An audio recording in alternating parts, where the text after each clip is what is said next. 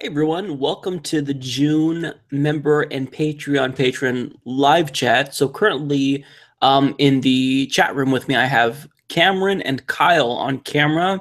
And then in the actual YouTube viewer room, we have Robbie currently. So I'll give it a few more minutes so that way people can kind of trickle in here. But yeah, we are going to go for a couple of hours and basically anything goes. We'll talk about politics, whatever you guys want to, movies, video games. Typically we just freestyle and we do what we want to do. So yeah, I usually enjoy these because um, there's no time constraints and there's really no agenda. So people will come on camera and they will just talk about whatever's on their heart or rant, and it's like therapy for a lot of us. So yeah, that's why these are much appreciated. Not just on my part, but I know a lot of you like them too. Let me make sure that I did everything correctly in terms of sending out the correct links, because I've done this before where I've sent out links and I didn't send out the correct link. I'm pretty sure I did, but I haven't tested them yet, and I probably should have done that before jumping on live. Let's see.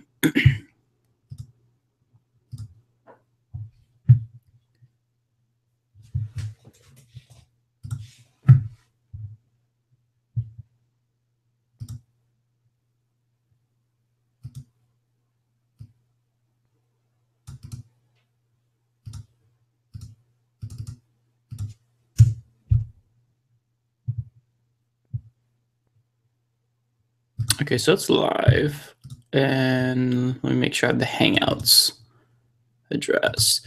Although it's not hyperlinked, so I'm sorry for that. That's kind of a pain.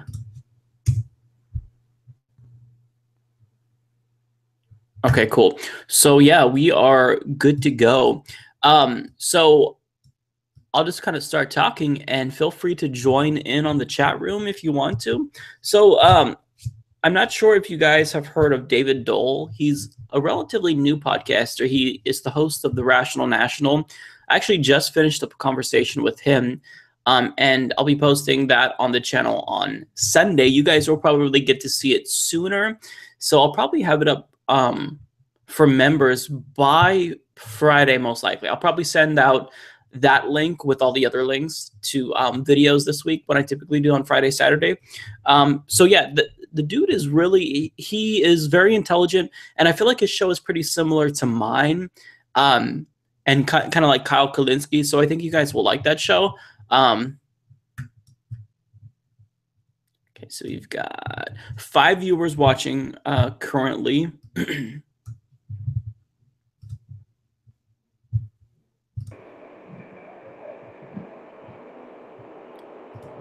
Hello, Mike. Hey, Cameron, how's it going? Good. And yes, I've seen David Dole. You've seen David Dole too? Cool. I actually found him on Reddit, on Way of the Burn. I found him randomly on YouTube. Oh, really? That's how I Nice. found Kyle Kalinske also. Really? I don't remember how I found. I don't remember how I found. Oh no, I found Kyle Kalinske through, what's his name? Andre Oliver. He's an atheist YouTuber, and he like tweeted out. I follow him on Twitter, and he like tweeted out a link to Kyle's video, and I'm like, oh, Kyle's cool. So I don't remember how I found like Young Turks though. It's been so long. I've been watching them for a while. I just clicked the link well, not a link, but one of the recommended videos in one of Kyle's videos, and that's how I found your channel too, and David's. That's pretty much how I find all the other YouTubers. They're just recommended videos, and then I like them, so I just subscribe. Nice. Watch. Yeah, I'll just subscribe to anyone that I see. I'm like, oh, okay, this person's kind of cool. I'll subscribe to him, and then eventually I'll be like, oh, this person has said one reasonable thing, and everything else is crazy, so I'll have to unsubscribe. It just kind of depends, but I try to give people the benefit of the doubt. It looks like we have Kyle that just joined too. How's it going, Kyle? Hey, can you hear me? We can hear you, yeah. Okay, I'm just using a new headphones. I'm not sure if the microphone on it works or not. No, you're good. We can hear you coming in loud and clear. All right, good deal. Let me see the chat here. So we have from the Payat says, hi, Mike. I'm wondering if you have taken on the discussion of the economic half of the debacle where we are in a la Mark Blith, Yanis Varoufakis, Keynes, Canova, Robert Reich, and Eleanor Ostrom. I haven't. I really haven't gotten into a thorough economic discussion in a long time, and part of that is because I feel like that's a little bit above my pay grade, right? If I really dive into it, and I haven't read an economics books. Like the last one I read was Keynes. I didn't read the full book. I read just the portion of it for a class that I was taking, and it was very, very interesting. But I had to read it like twice because he's so like. He's really intelligent, and it's easy to get lost in it. So I don't know how I could translate that into a video form that's more easily consumable, but I think it would be really interesting. I think what I would prefer is to just bring on someone who's like a really huge, basically like an economist who talks about it on YouTube. But I don't know if any like really like tried and true economic YouTubers. I know that there's people that do politics and kind of touch on economics, but I would rather just bring on someone else to talk about it because I feel as though I can't speak on it, at least certainly like at the nuanced level that it needs to be spoken on. So I'd rather just bring on someone else. But if you have any recommendations, then feel free, Payap. Also, let's see here. Robbie says he saw a Rational National clip related to one of the videos. That's cool, because, yeah, he is coming up in my feed now, too, finally. We have Classical Music says, hello, Mike. I'm glad to be here for the first live chat. Hey, welcome to the live chat. Like I usually say, I don't ever plan anything. I just turn on a camera, and then we all kind of join, and we just kind of feed off of each other.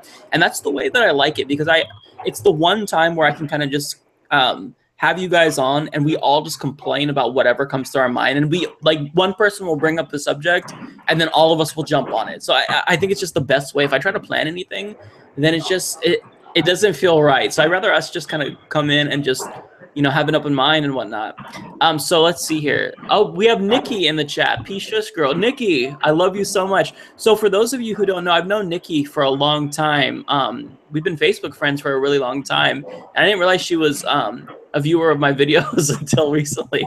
So I'm glad to have Nikki on. We also have Vladdy, who says Richard Wolff is a great economist. I've actually heard of Richard Wolff. Now that you mention his name, it sounds familiar. So I'm going to have to check him out. The Payat says to do Mike Blythe if possible. So yeah, let me look into this. If you guys have recommendations, feel free. Last time I took a lot of book recommendations and I put them in the comments of this live chat. I don't know if you guys saw that. So feel free to share your links and recommendations, and I'll just kind of take a big all of them and just make a big comment with all of them. So let me get to Kyle and Cameron here. What have you guys been up to? How are you feeling in terms of politics? Because I know that, you know, there's been a lot that's happened since the last time that we had this live chat. Like, you know, when you go from month to month, so much things change.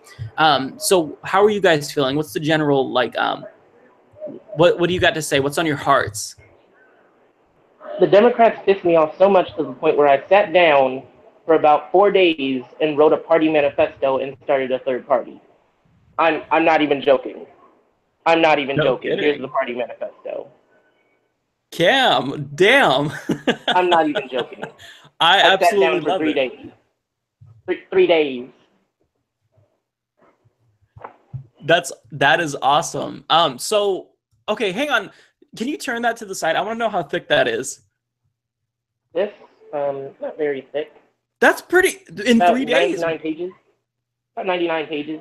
Cam, holy crap. Okay, you could, like, you impressed me last time, and you're impressing me. You have okay, we need to just pause. You wrote a party manifesto in 3 days.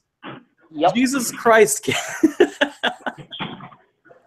Okay, okay, so go over a little bit of what's, give us the rundown, because I know we can't get into all 99 pages, like, Jesus Christ, Cam.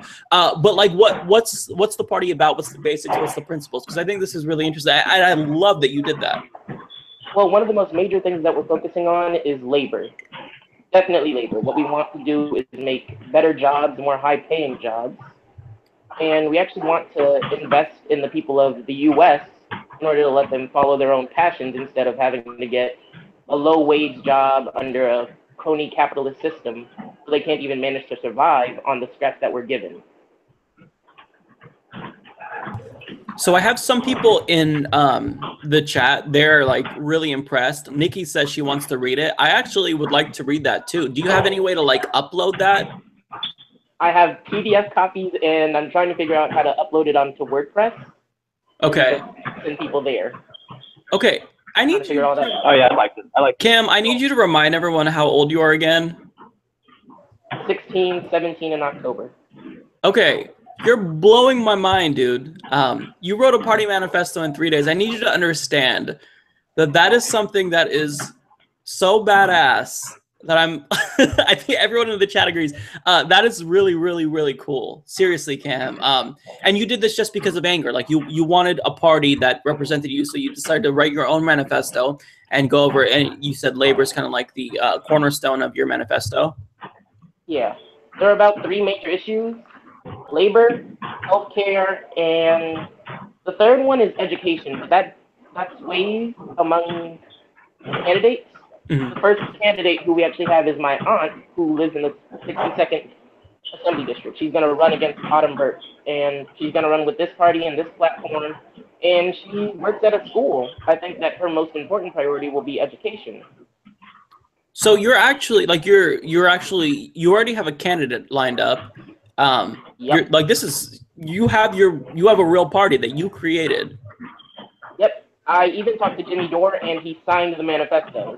I'm going to try and talk to him, and if he goes to the 63rd Congressional District, which is the one where the Democrat in my state just killed single payer, I am definitely going to try and find a candidate for this party to run against him. That is absolutely amazing. Let me ask you this. Have you sent your manifesto to like the People's Party or Justice Democrats or anything, or are you just kind of keeping it kind of close? When did you finish this, by the way? I finished this about 2 weeks ago. I sent it to the Socialist Alternative, which is one of the more socialist parties in California. I'm going to send it to the Green Party, and I believe I sent it to the Peace and Freedom Party here. That, I don't even know what to say, Cam. Like, that is... Have you heard a response from Noam? Yes. I asked him for advice on how to get started, and he gave me the most chill response that it was amazing. What did he say? He said, I don't really have any special advice on how to get started. Just plunge in. You're 88. You have loads more experience than me. Come on. Come on. Okay, I don't even know what to say, Cam. Like, that is honestly one of the most awesome things I've ever heard in my life. And the fact that you even have a candidate, like, that's amazing. So what district was your aunt running in again? The 2nd Assembly District. You said 60s? Regional party right now. Yeah. 62nd or 63rd? 62nd. 62nd, okay. Yeah, trying to find someone in the 63rd to run against Render, I think his name was. Rendon, right. Okay. Jesus. I want him going. I've been stalking his Twitter. I've been tweeting. Like, if you look at my Twitter, you'll see the last thing I did. It was me making a projection on the possibility of Trump Care passing. The second one was Rendon tweeted out that he went to a Pride festival. And I just basically said, stop trying to be popular and trying to stay positive with Californians. You just screwed us over. We're gonna have a primary challenger for you. Goodbye. I love it. I love it. Are you in? What state are you in, Cam? You're in California, aren't you? Yep. Okay. Cool. That is one of the most amazing things I've ever heard. Yeah, if you can find a way to make your manifesto public, I think that would be amazing. And the fact that you're only 16 as well, it blows my mind. Like, you blew my mind last time when you basically, like, this boy genius here in already taking college classes in high school. Yeah, that's amazing. And I think the people in the chat are interested in it as well, and they do want to see it. And also, we have the Payat here saying congrats to your aunt for running. That's awesome. And we also have Nikki here saying, dude, you're amazing. Seriously, I don't know if I could have written something like that at 16. Seriously. I mean, and it's 99 pages. Like, wow. That's okay. That's too cool.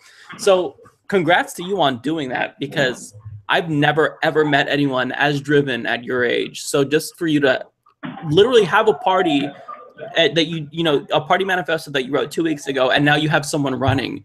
Like, you're blowing my mind. That's amazing, Cam. This is also the book that I'm reading now. What is it? By Karl Marx. Oh, okay. I haven't read that one by Karl Marx. I only read the Communist Manifesto. How many people already know how big this book is before I turn it to the side? I'm assuming it's pretty big, but oh my God. It's over 1,000 pages. Jesus Christ. Okay, I need to get to the comments here, Cam. So we have Progressive Daily says that you inspire them. Yeah, people are very impressed. We have Nick here said 6. Vladdy says great job. Can't wait to read it. I don't know how we're going. Okay, you set the bar so high for this chat. I don't know what we're gonna like. How can we even top that now, Cam? Thanks a lot. That's truly amazing. I also started a YouTube channel. Did you? What's your YouTube channel? Socialist Letter. Socialist what? Socialist Letter. Letter. Okay, let me find that really quickly, and I'll post the link to it in the chat. I only have 5 videos on. Hey, you got to start somewhere. So Socialist Letter. I found you. Okay, I subscribe to you. Thanks. Of course, and I'm going to post a link to your channel in the chat right now. Well, thanks, Mike. Yes, dude, that's amazing. Like, honestly, Everyone get ready I'm for truly my cringy, unedited videos. No, you're too smart to do anything cringy. Yeah. And you've seen my videos can get pretty cringy. My videos can get cringy, especially if I'm going on these rants. So you can't do worse than me. So you're going to be fine. So yeah, we're excited to watch your videos, Cam.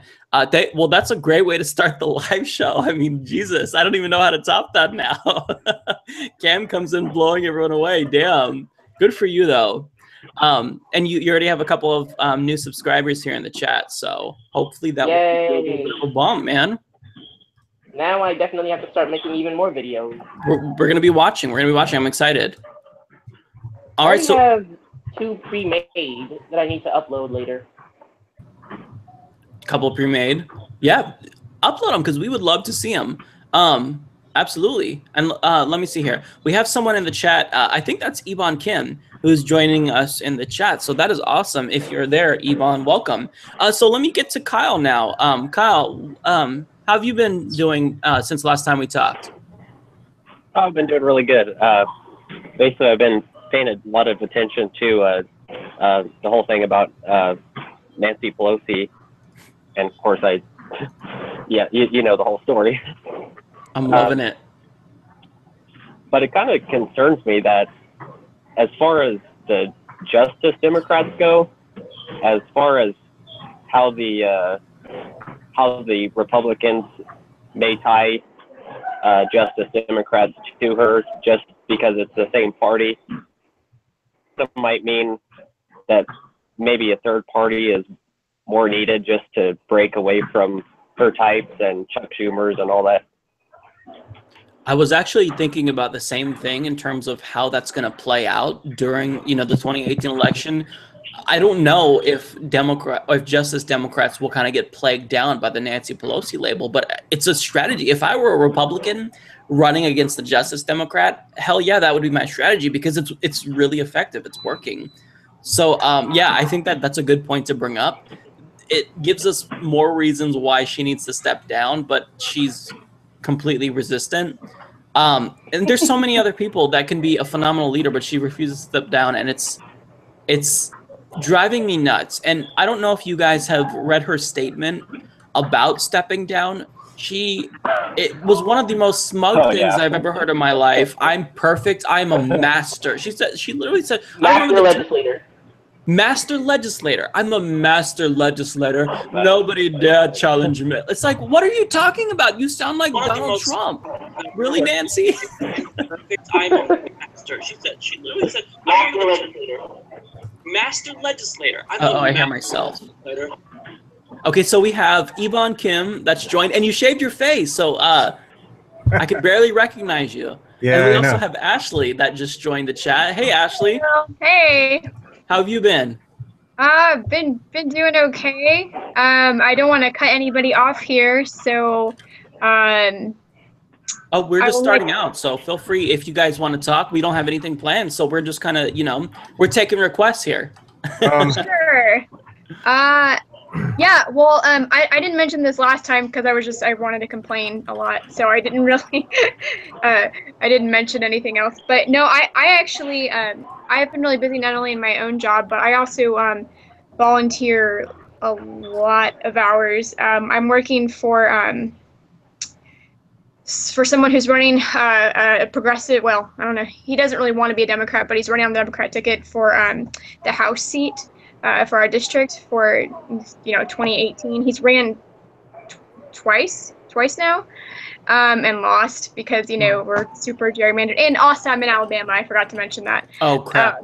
Yeah, so we're super red here. I'm not from Alabama, but I've been here for long enough now to know, yeah, how it goes. So yeah, we've been working really hard. I worked with him on his last campaign, but it was mostly just me and one other person helping him. We have like no funding, and it's just. But this, I wanted to talk about it just briefly because we're getting organized like 2 weeks ago. I actually held a meeting. Only about 12 people showed up, but that was really good because all 12 people were really dedicated and they all want to volunteer. Like I have these very specific volunteer positions already made up from the last campaign. And we actually have a professional statistician who's going to help us with our data, who's volunteering. I don't know. It's going well. I mean, we've got a lot of things against us right now, but I'm feeling pretty good about it, I think.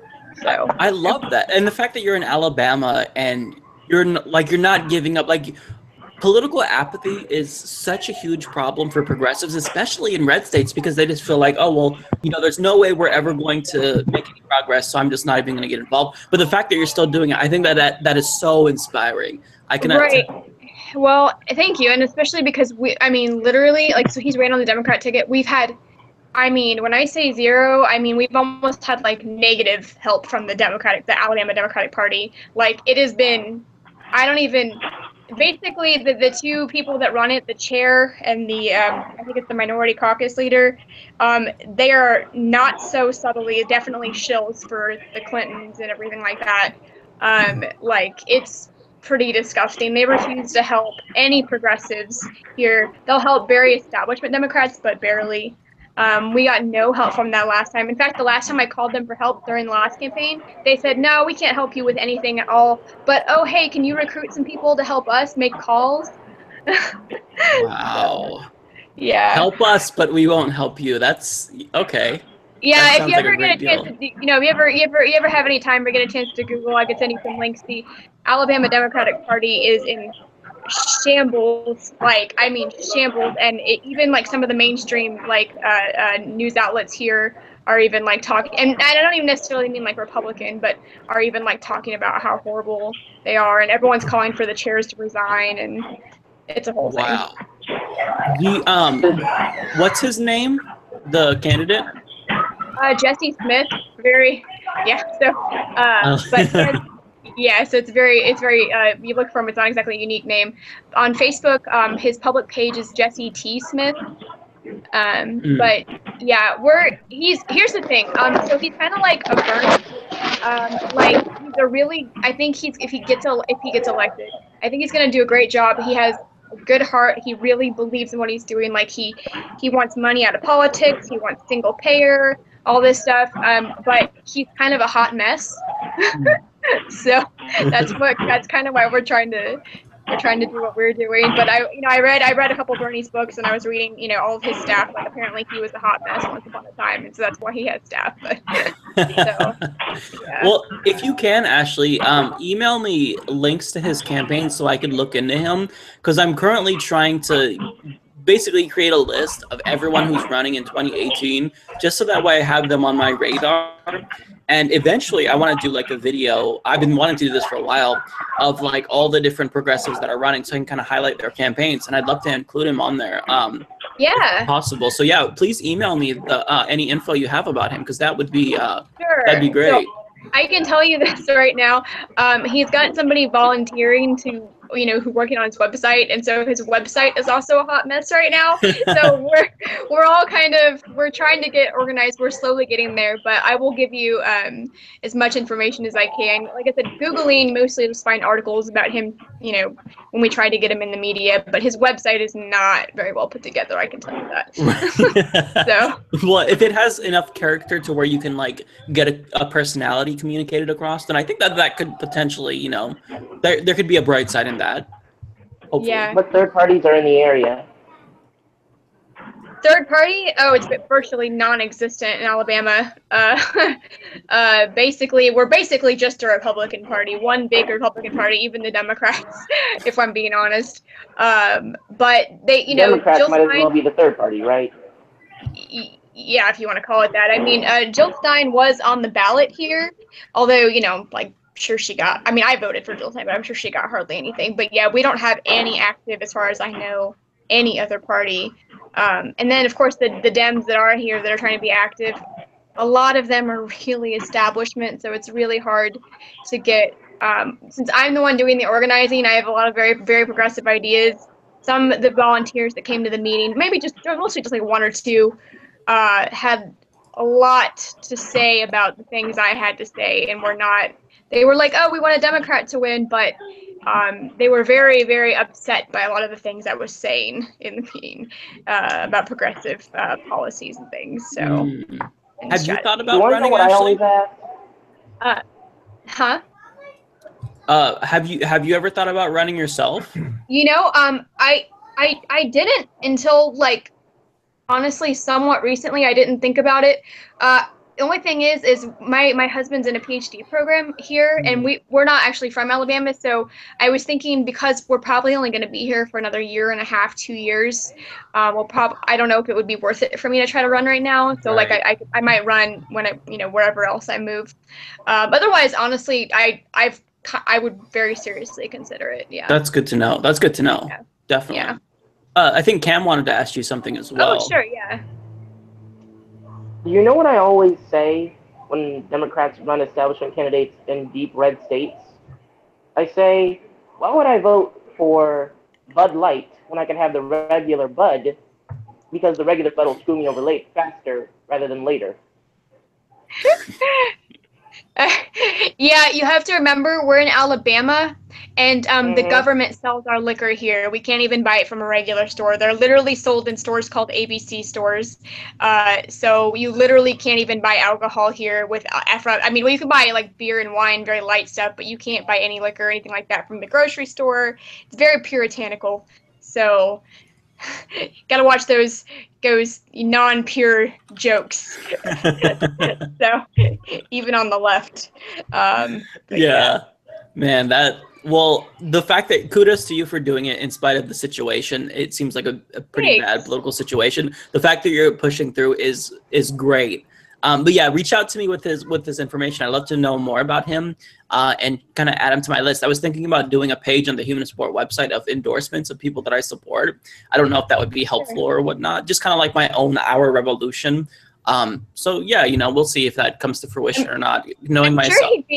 I'm sure he'd be, if you ever wanted, I'm sure he'd be willing to talk to you too. Like even if you wanted to, because like I said, if I'm being honest, that's probably where you're going to get the best info from him right now. I mean, besides me, word of mouth, just because, like I said, his website's a hot mess. Everything's we're trying to get it put together, but it's not very easy to follow right now. But I mean, I'm sure he'd be willing to talk to you too if you had questions for him. Okay. He's very willing to answer. And I can tell you personally, I've been helping him now for, I don't know, a year, maybe about or so from the last campaign.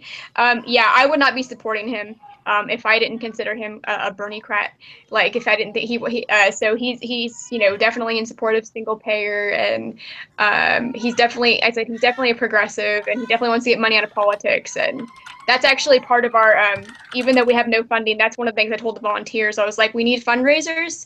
We need people to help us do that. But I was like, we're keeping our integrity. So we're not doing anything but grassroots. I was like, we're not doing big corporate, we're not going to take money from them. So basically any money you want to take money from, we need to talk about first and make sure that, we're not going to be beholden to anybody and things like that. So that's great. Which might handicap us but probably. Right, You know. right. It's a disadvantage, but it's one that will really earn you passionate supporters who are willing to like donate $100. You know what I mean? Even if they don't have a lot of money, just because they truly believe in it, because they know that, you know, he's not going to screw them over. I think that you know, what you lose in terms of funding, you make up in terms of grassroots enthusiasm.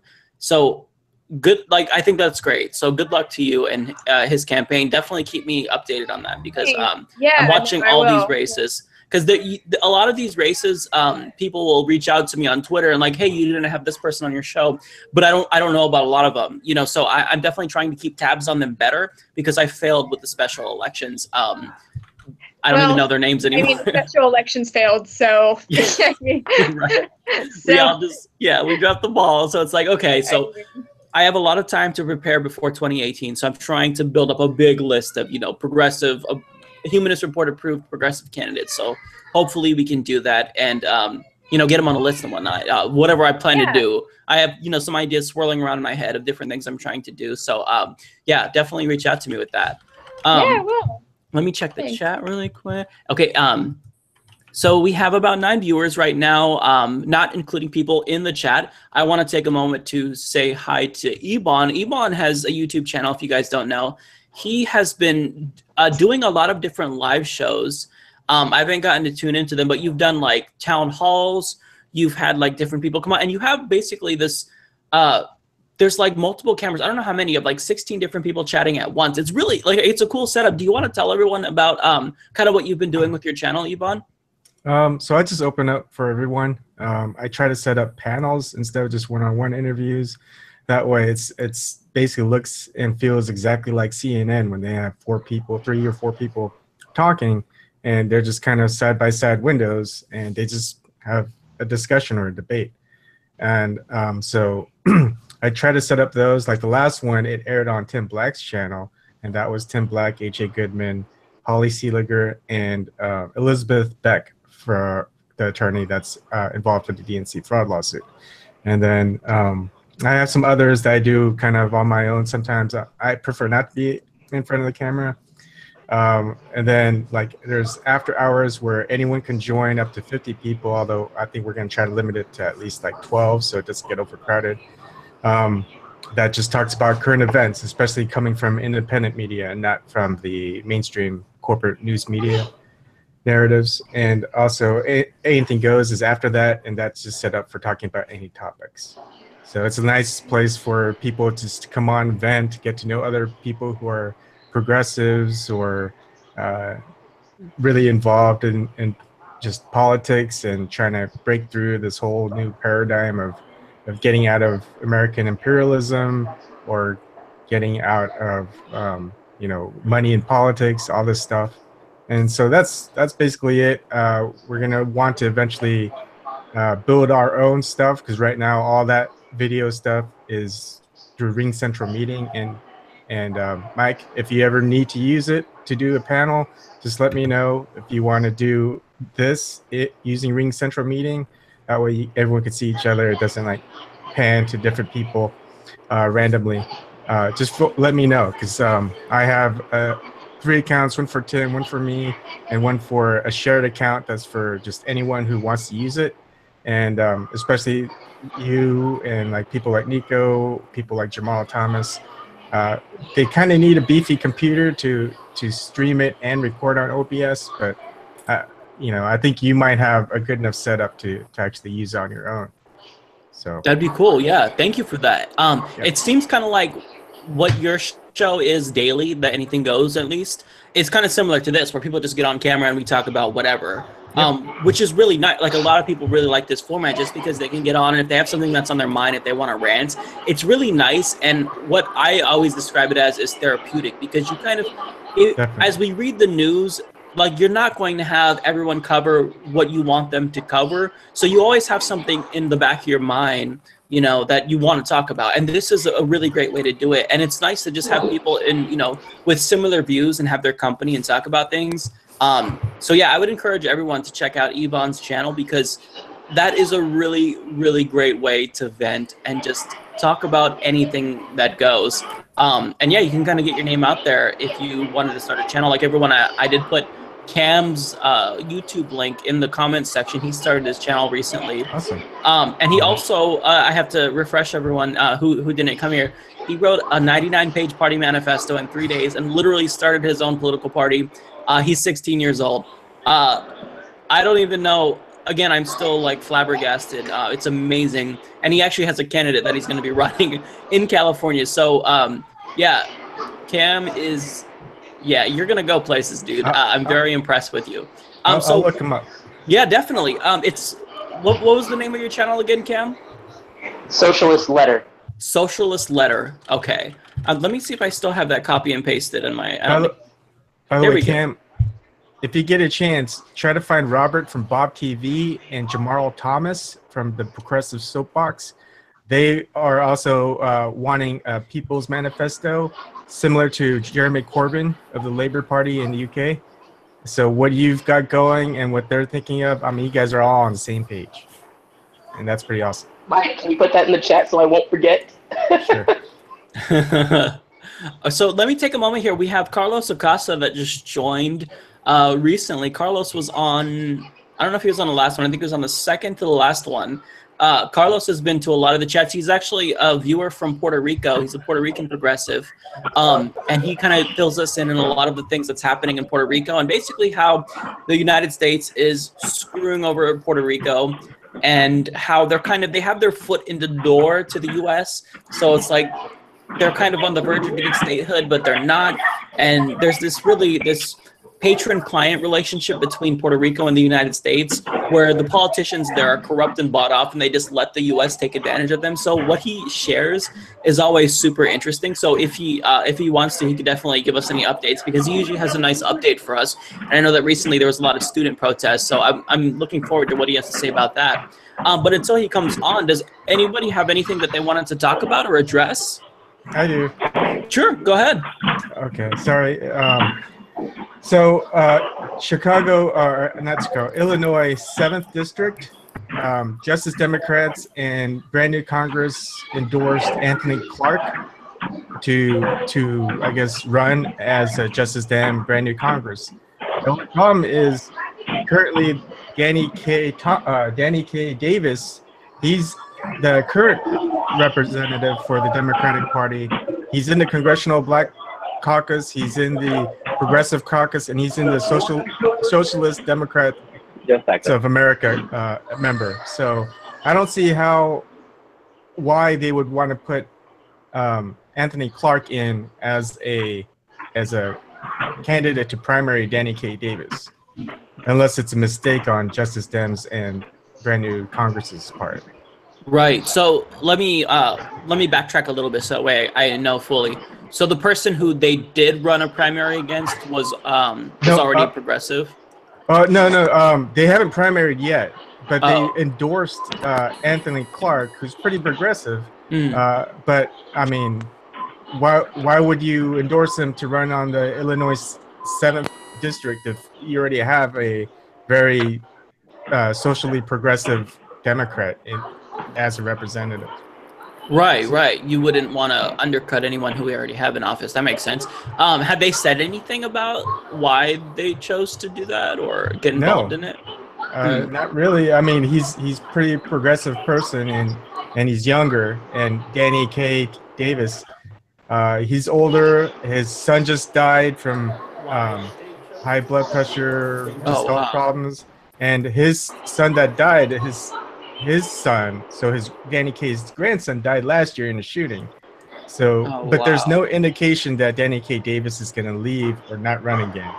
So it just poses a lot of weird questions for people who still aren't, like, I'm in the part of where I'm still seeing Justice Dems and brand new Congress. I'm very wary of their approach.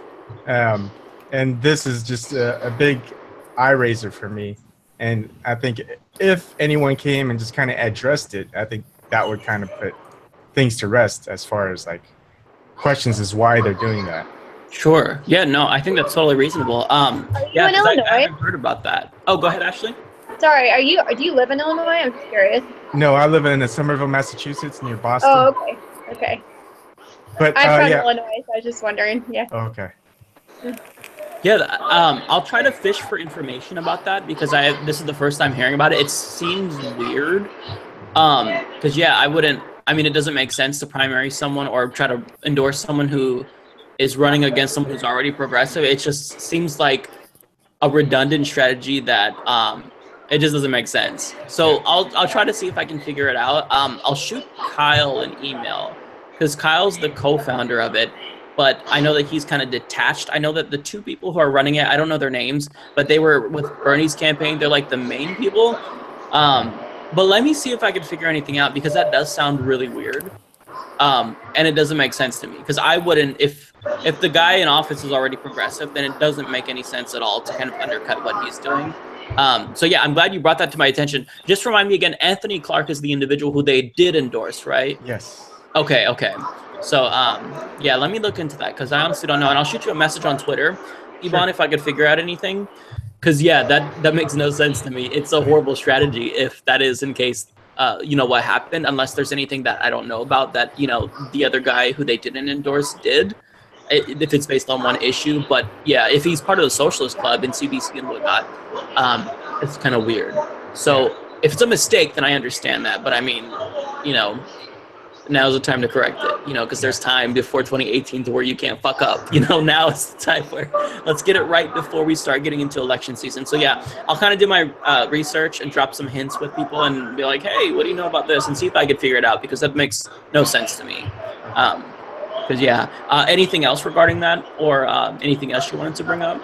Nope. That's just one of the things I was curious about because I know you're definitely involved with TYT and Justice Dems and stuff like that. So yeah, I haven't. I've been trying to get Justice Democrats on my show and interview them. Like I had Cori Bush and Paula Swearingen. I've actually been more in contact with Brand New Congress than Justice Democrats.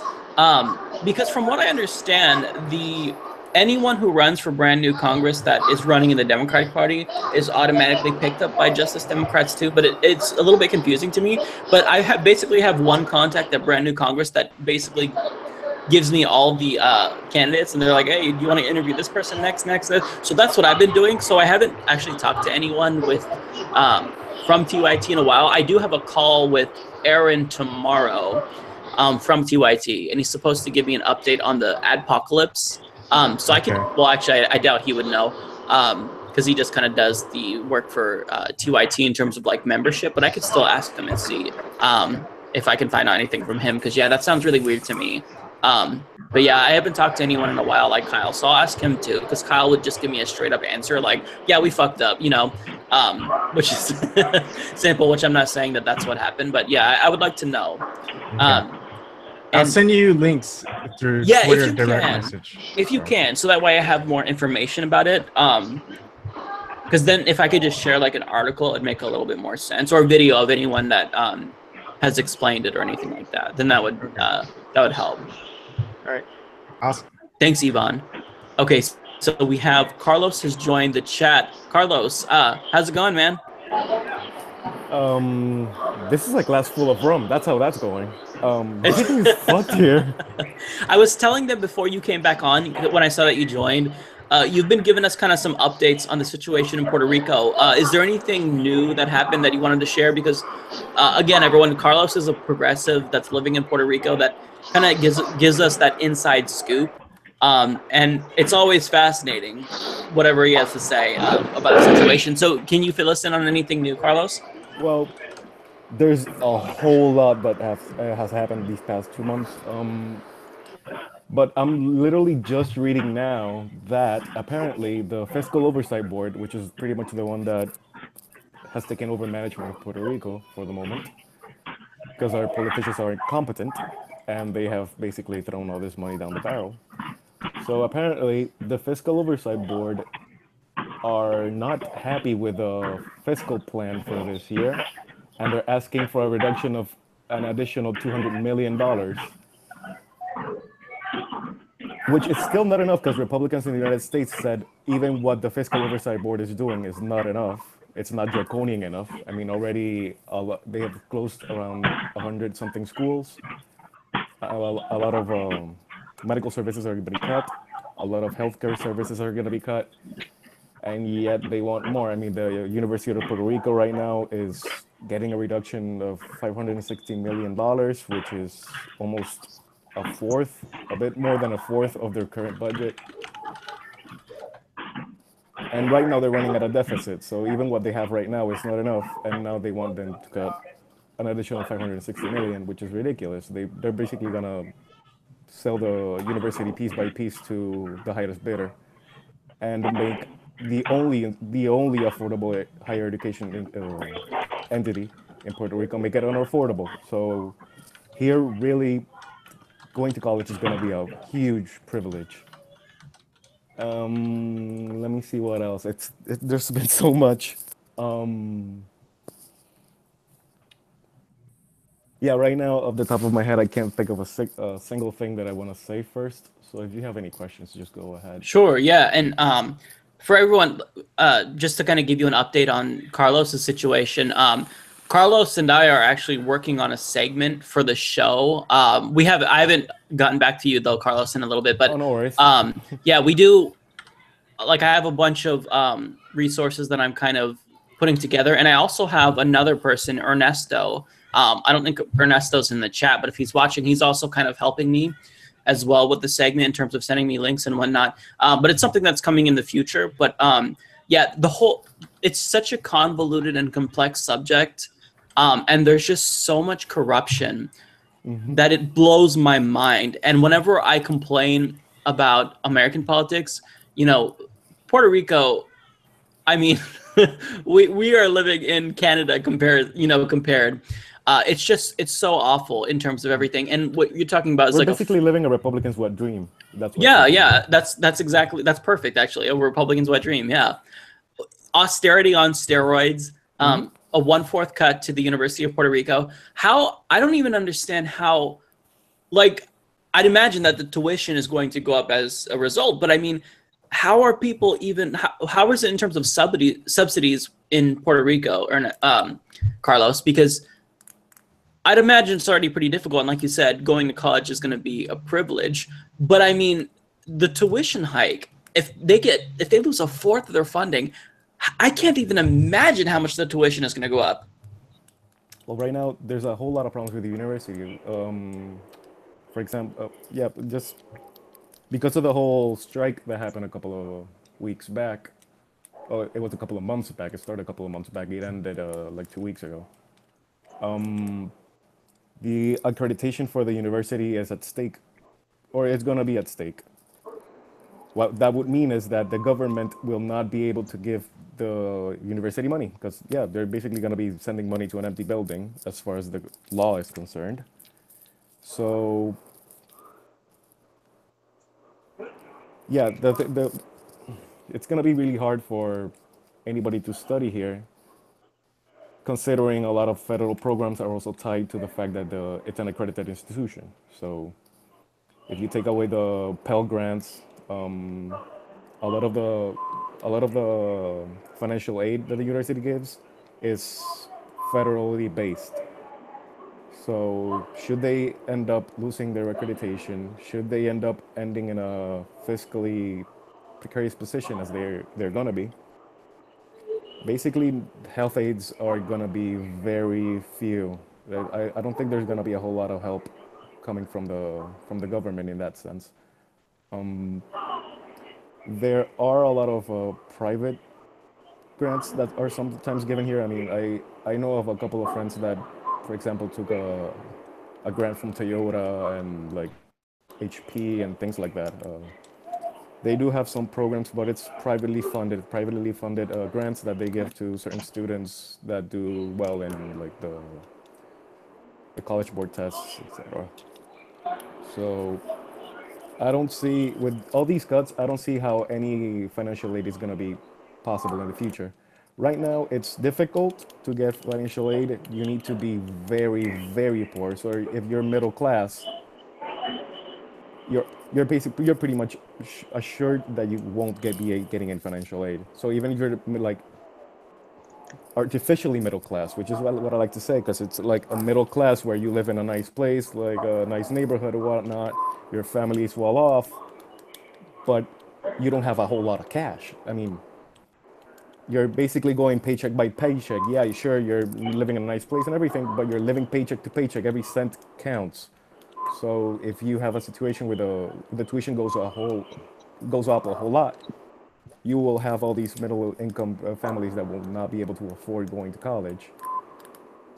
So yeah, I guess it's a thing that we'll have to see in the future, what these draconian measures have the effect that they have on the situation. That's depressing. And do you think it's actually possible that the University of Puerto Rico would lose accreditation? Because that would be insane.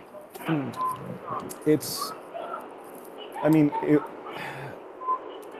for such a large institution, for such an old institution, true, it would be hard for it to lose its accreditation. But the university has gotten warnings from the middle states before. It's happened. It's not a new thing. But this time, you have these warnings coming with a financial instability problem. So that adds to the problem. Yeah. So I guess it's a 50-50. And I mean, if the cuts are too harsh, the financial institution could be deemed unfeasibly how do I say this, fiscally impossible to sustain. Oh my gosh. Which would be a problem for the university. Yeah, would be a problem for the accreditation.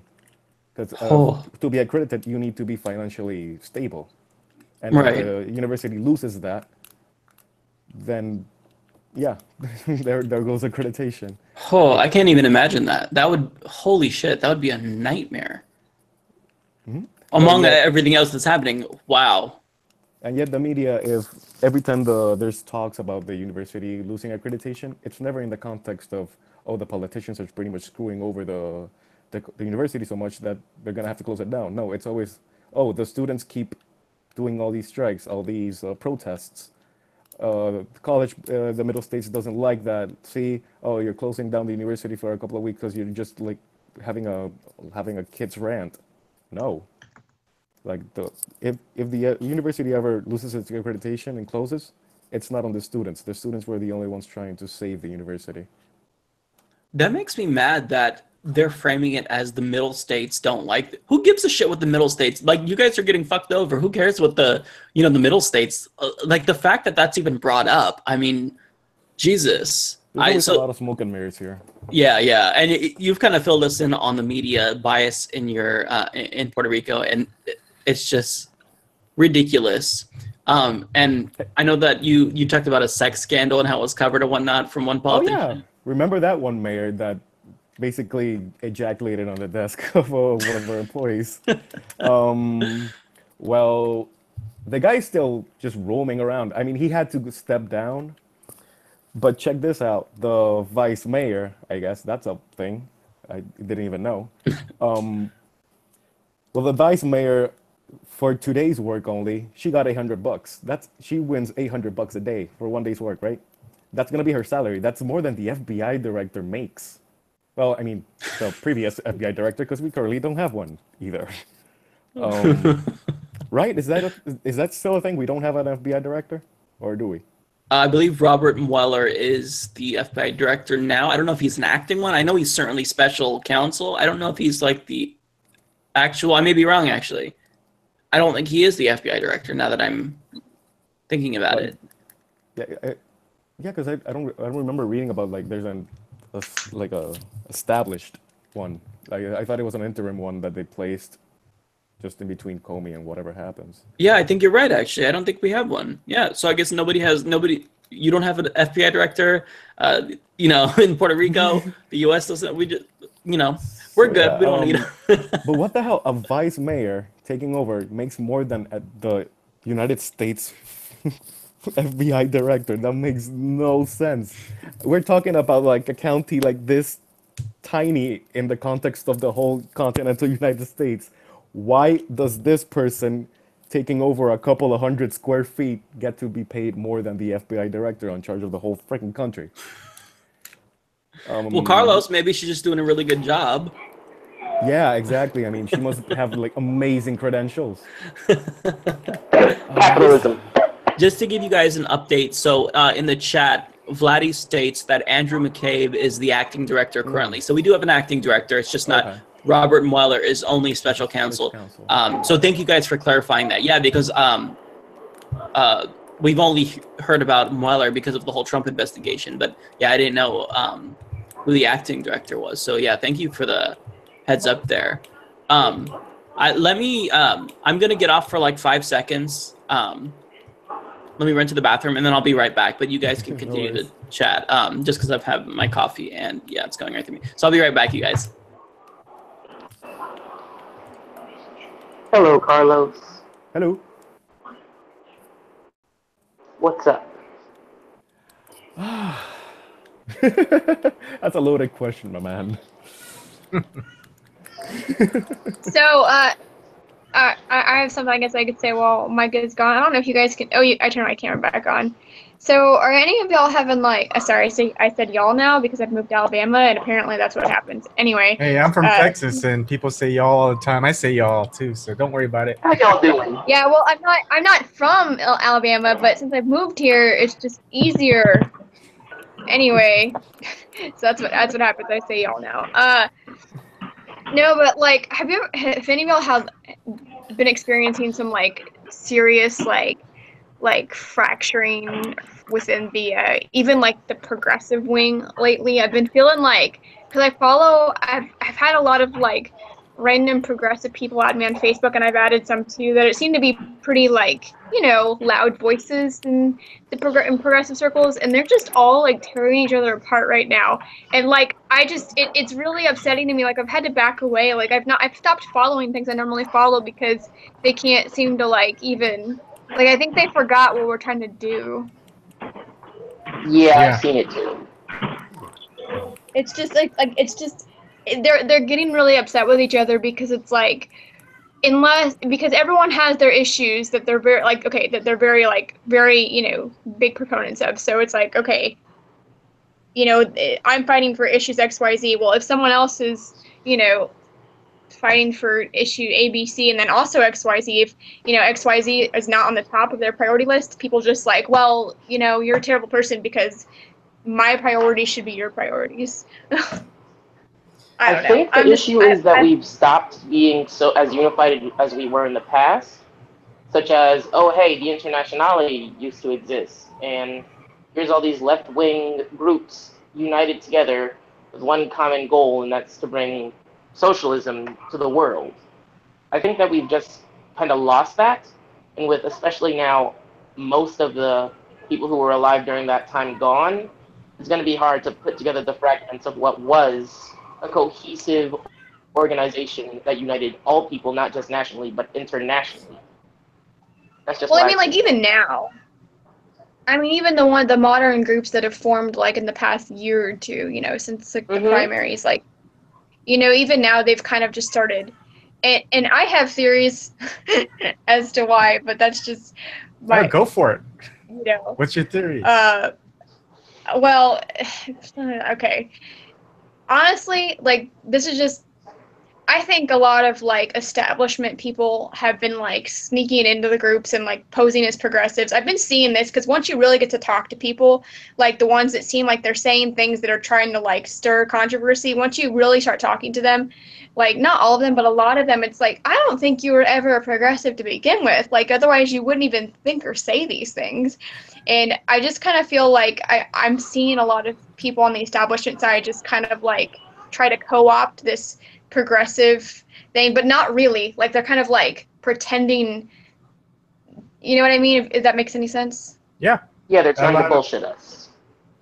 A lot of people would think that way too. It's not just a theory. I mean, you can even see it on what the different people that follow independent media, just people on YouTube for news. A lot of people don't watch TYT. Some fell out of watching TYT. Some still do. Some people, you know, have kind of started watching others on YouTube.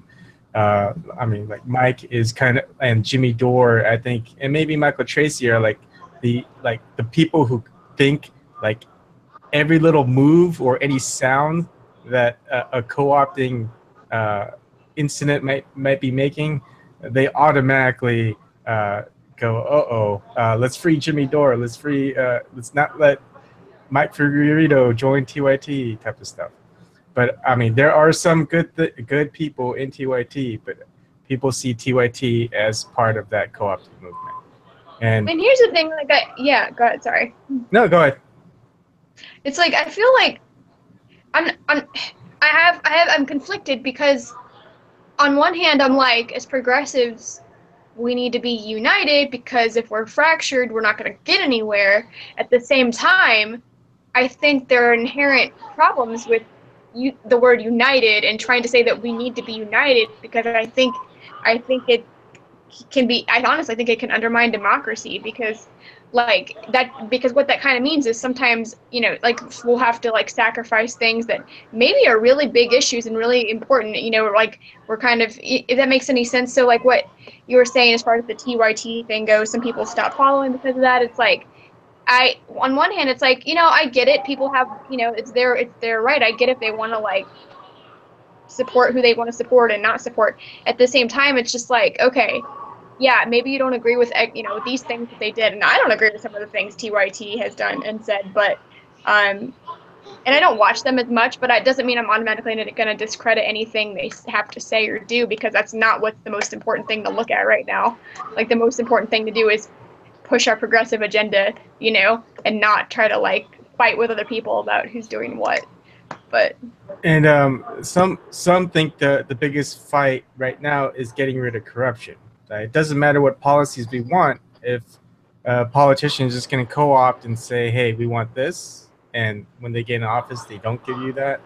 And then it's really easy to be co-opting for the progressive movement when you know nothing that you stand for as in progressive policies is going to matter, because right now we've got a Republican president, Republican House and Senate. So it's easy to say, hey, I want single payer, even though California did pass single payer.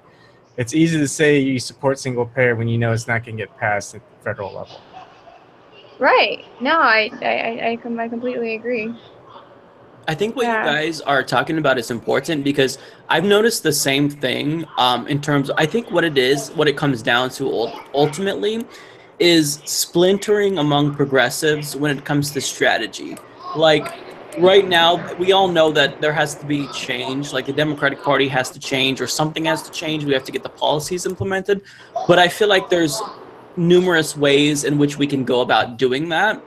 And people have become they kind of rallied around certain types of ways that they think you can facilitate change, where you have to either go exclusively through Justice Democrats' brand new Congress, or you have to go exclusively through Bernie Sanders' People's Party, or you shouldn't even do any of those things.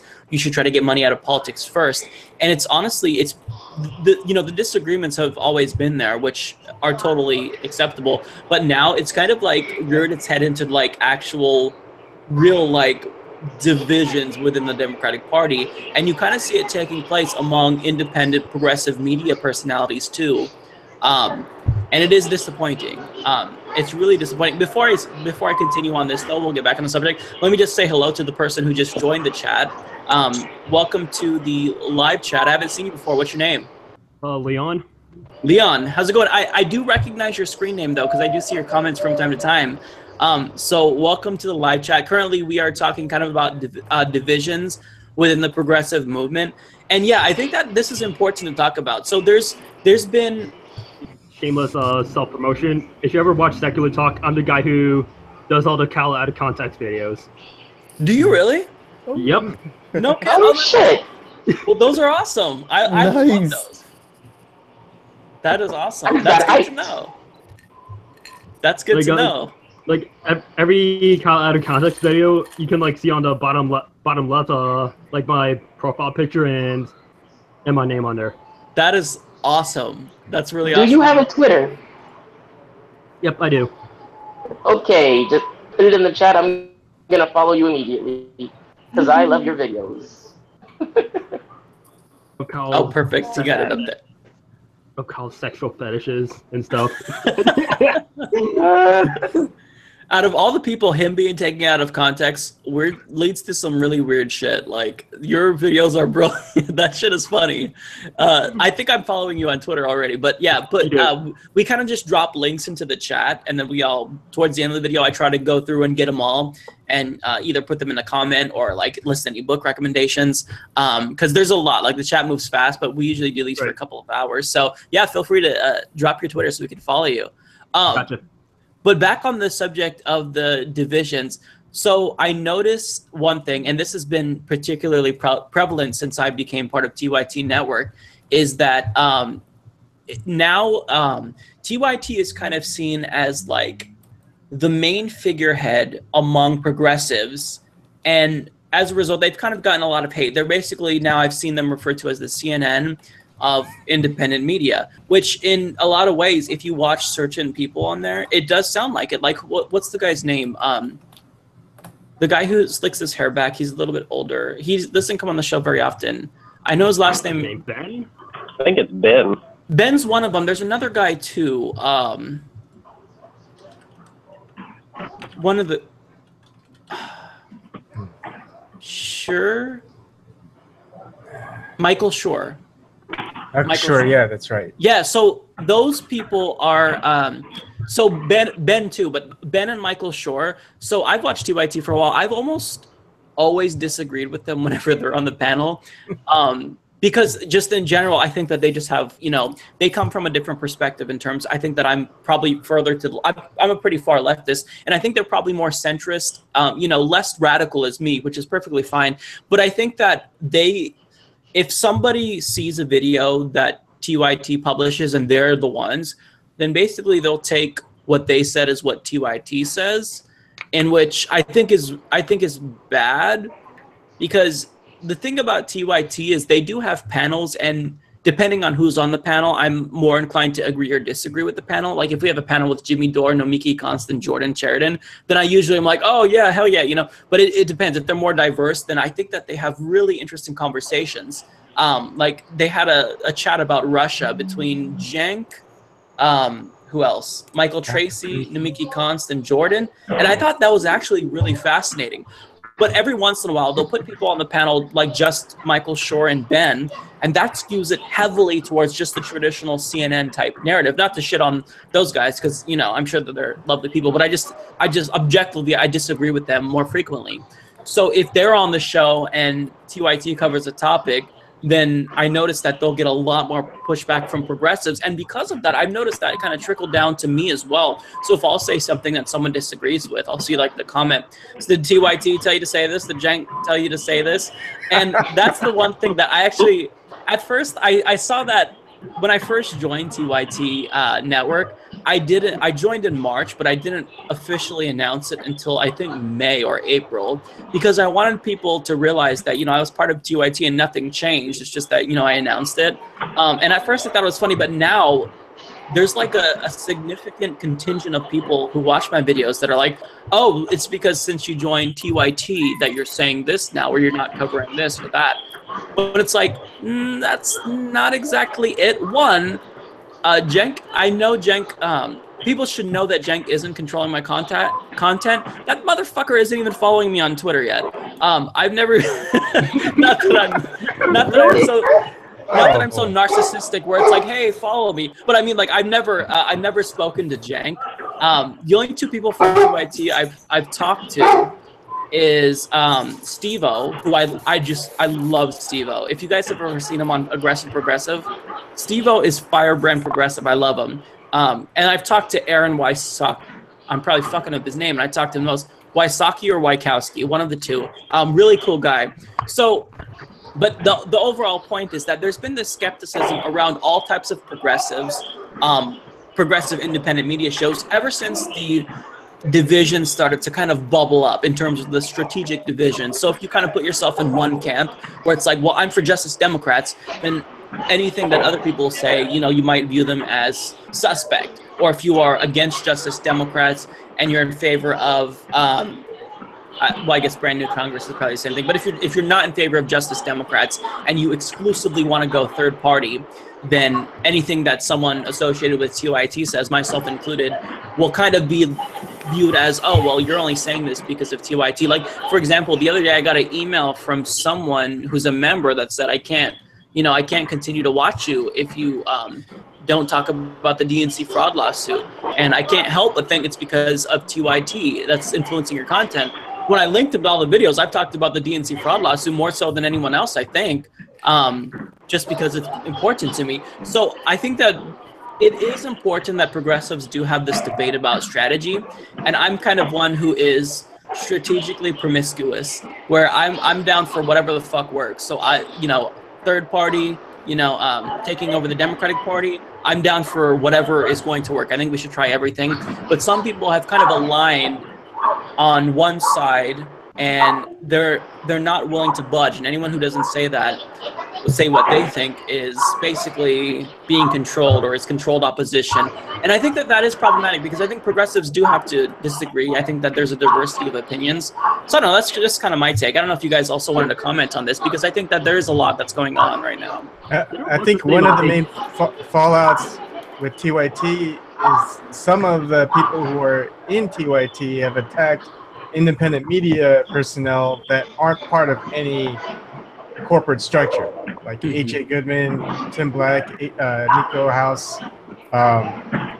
So it kind of leaves a bad taste in people's mouths when they see them attacking the little guy. Even Jimmy Dore says it, right?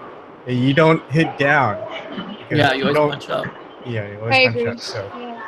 So that's why, I mean, for me, I feel like as long as what you're saying is true to what I think you really believe in, and you're 100% honest, I'm with you. I don't care if you're in TYT or even at Fox News. So, but it leaves a bad stigma, I guess, with the brand that you decide to fixate yourself on. Absolutely, I totally agree, because the thing about that is, one, if you disagree with the way that somebody makes videos, you can just disagree with them and not make a spectacle out of it. You know what I mean? But if you try to attack them and call them out, then, I mean, that person has an audience. And obviously I'm referring to the Jordan Sheridan, H.A. Goodman beef that they had. So, I mean, I think that accomplishes nothing, you know what I mean, to call out other progressives and whatnot. And I disagree with other progressives and whatnot, and we disagree with each other, and they disagree with me and whatnot. But I think that right now, with how important it is for us to stay unified, and not necessarily in the broad sense of unified, just at least not hate each other, I think that that's not a good strategy to do. So I'm glad that Tim Black and Jordan made up. I don't know if H.A. Goodman and Jordan made up yet, but I hope that everyone, at least if they hate each other, can kind of put everything aside and at least just hide it and not make it public. Because Yvonne knows, that's like Yvonne was. I have like my just personal, like I've kind of had tiffs with people, but I don't like publicize it, because I think that it doesn't serve anyone, well, it's specifically in the movement. It hurts the movement. It gets people to choose sides, and they don't understand the whole picture yet. Exactly. Yep. And that's the thing. It's like, you shouldn't feel as though you're forced to choose a side. And one thing that I was really frustrated with is when there was the beef between Jordan and H.A. Goodman and Tim Black and whatnot, I noticed that viewers really felt compelled to choose a side. And that's why I thought that whole thing was really crappy. So I'm glad that they did put it aside. But yeah, I don't want people to feel forced to choose a side. And that's why I've actually been thinking about this lately. Like, what would I do if I were attacked? Because I kind of feel as though I'm on people's radar in progressive media. And that's just, me putting on my tinfoil hat, because you see Jimmy Dore getting attacked by someone a lot recently. He should not be named. Yeah, Jimmy Dore is getting attacked, and my content is pretty similar to Jimmy Dore. So I think that if Jimmy Dore can be attacked for certain things, I can be attacked basically for the same reason. So I thought about how would I respond, if I were attacked. And I think ultimately I wouldn't respond. I would just ignore it and brush it off. Because at the end of the day, what's more important, my ego or trying to, at the end of the day, I care more about policies and trying to push the issue. So basically my whole philosophy is I'm just going to continue doing exactly what I think needs to be done. And I'm trying to focus on the issues that need to be focused on. Net neutrality, Medicare for all. But what if it was someone who you really respected in journalism? That would hurt. It would honestly hurt. And I'm saying this now as I'm not angry, because if I emotionally, I would want to react, right? If someone attacked me and called me out for something that they did, and certainly I would feel the need to defend myself. And if push comes to shove, maybe I would. It's hard to say, but I think that overall my philosophy is to try to not indulge in that person. It's hard to say though, again, because I'm not in the moment. You know what I mean? Like if you feel like you're hurt and your reputation has been impugned and whatnot, it's so difficult. But overall, I think that I would try not to respond, especially if it was someone lower than me. Because the thing about as the audience has grown, is that I realize before I post anything, what's the consequences? So if I talk about, Ajit Pai from the FCC, for example, like, will this person be harassed because of me? So I really have to make sure that my rhetoric, I'm not encouraging harassment. I'm not doing anything. So I feel as though if I were angry and somebody had attacked me, that was a progressive commentator who I respected, it'd be easy for me to lash out, and that would lead to more divisiveness. So it's difficult. I mean, maybe I would get pissed enough to where I responded, but it's a tough situation. At the end of the day, even if I were to respond, I don't think that it would change my ultimate philosophy of, we shouldn't attack each other for progressives on independent media, because we're already being attacked by mainstream media. We're being attacked by YouTube in terms of like the adpocalypse. So watching the whole Jordan Sheridan, AJ Goodman thing play out, I was really, when I saw it happen, it did suck. You know what I mean? Because these are people who I haven't really talked to Jordan that much, but I mean, I've watched him for a while. So it felt really discouraging to kind of see that, and then to see the audience kind of align on certain sides when it's like, man, we, at the end of the day, we all are on the same side of the issues. We need to put our egos aside if we can. So it sucks. Infighting is just, it's not very good. And even I was collateral damage in some ways, because I had people, reach out to me and say, hey, Mike, you need to take a side, and it's like, well, I don't, I'm not going to take a side when, these are, adults who are arguing, and I think that it'll blow over, but I mean, if you don't take a side, then even that can be a problem. So I know that there are people who didn't speak out that kind of got hell for it. I'm not one of the main people who got hell for it, but it's just, the whole situation sucks. And I feel like it's keeping us from really tackling the issues. I don't know if anybody else wants to chime in on what that, because it's different from your guys' perspective, because you guys, are watching this all unfold. Well, I feel like this everything is like team sports. You talk about picking a side. I feel like that's just what we do, and I hate it, and I totally disagree with it. But I feel like that's just what we do in politics. I mean, literally.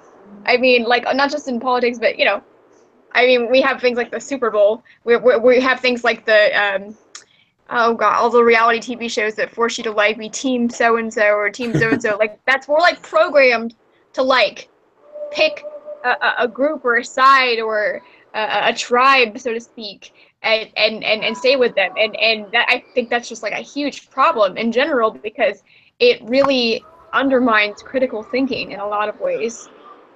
Right. And yeah, it does, and it's so frustrating, like, because I feel like I'm in the middle of just like, because I have I'm in a lot of progressive circles, just them arguing all the time, and I sort of take, not all the time, but I sort of take middle ground with their arguments, because they're both they're progressive arguments anyway, so middle ground is still pretty progressive, but I'm just like, guys, come on, like, we can see both sides, and then it's just, and then of course nobody wants to talk to you. Because you're not taking a side, like, and it's really frustrating. And recently, this is the thing that I heard, that I don't know how much truth there is to it. I personally have not seen it, but I've been seeing people in progressive circles literally I mean, they didn't use the word Bernie Bros, but, well, maybe they did, I can't remember. But literally, they are referring to people in progressive circles that are essentially what the, the derogatory version of Bernie Bros was back in the primaries, and saying that, like, there's a lot of people, you know, Bernie supporters right now that are just trying to divide us by race and sex, and we're being, you know, like, you know, they don't, whatever, but why should we care about what else they have to say, like if they're standing up for, you know, anti-capitalism or whatever else, but because you know that person is a sexist or they're a racist, and like they're calling people out, they're literally naming each other, like I'm seeing in their posts, and say, everyone unfriend this person because this person is a sexist, this person is a racist. And sometimes the things I can kind of see where they're coming from, but a lot of times I think they're just like, you guys, like, I just don't understand. I just don't get it, you know? Like, I think that what you're saying is totally what I see. And here's what sucks is that if somebody disagrees, it's not just that they'll be like, well, I disagree with you on this one. And so it's just, let's go for their fucking throats, let's destroy them. When it's like, we're all progressive and we don't have to be like that. Regardless if you disagree or agree with certain progressives, I think that at the end of the day, intellectual diversity is important, and we all kind of have our own strengths, you know what I mean, in terms of what we focus on and whatnot. Like, Tim Black, I could never do what Tim Black does because Tim Black is just a big personality. So he brings a certain wit to commentary that is very unique, that only he can do. I focus on specific issues like net neutrality, Medicare for all, because I think that's like, we all have our priorities, and I think that's important. And it's one of the reasons why I've been consistent in saying, like, I think that if what you want us to talk about, you know, if we're not focusing on your issues or all of the issues enough, then you have to join the cause and start your own channel and add your voice to the discussion. Because, you know, I think that the more progressives that there are, the stronger the movement will be. And right now, there's just so few progressives. Like, I think that you could take all the independent media progressive people and boil it down to, what, like 20 people, including myself. When I think that more and more people should lend their voices, which I think what Ebon is doing is really good, giving like a ton of people a voice and just allowing them to share their thoughts. Because if the movement is so consolidated and you don't have that much diversity of opinion, then people are going to be more inclined to get behind a certain individual and say, well, this person, I agree with them more, so everyone else is wrong. When what you're saying, Ashley, is so true about tribalism. Like, I rail against tribalism all the time, but we all are, we're tribalistic in our own way. But yeah, I think I'm glad we all kind of agree on this, about the infighting. It sucks, you know what I mean? And I don't want to be forced to take a side if people who I respect are, beefing or arguing, and I don't think viewers should be forced to do that as well. You know what I mean? So the whole situation it's really shitty. It sucks. And I've kind of been, part of the fire since I joined TYT. Because, I joined TYT and then a month later the beef happens and then everybody's pointing at TYT. I'm like, oh, fuck me. Of course, right when I joined, all this shit happens. When it's like, I don't know. It's difficult. But it was disheartening. And I'm glad that it seems like it's kind of, I feel like things are getting a little bit better in certain ways. But I don't know. So I'm hoping that it's, go ahead, Ivan. Sorry, I keep taking so much airtime, but no, go ahead. I am too. Yeah, sorry. Does anyone follow VidCon or Sargon of Akkad or Eddie Worski and Francesca Ramsey and all that stuff? Anita Sarkeesian. I've heard about that from Philip DeFranco. He talked about how basically. I saw one video like on like the YouTube like recommendations titled like Anita Sarkeesian. Defame Sargon of Akkad or something. Haven't clicked on it though. Okay.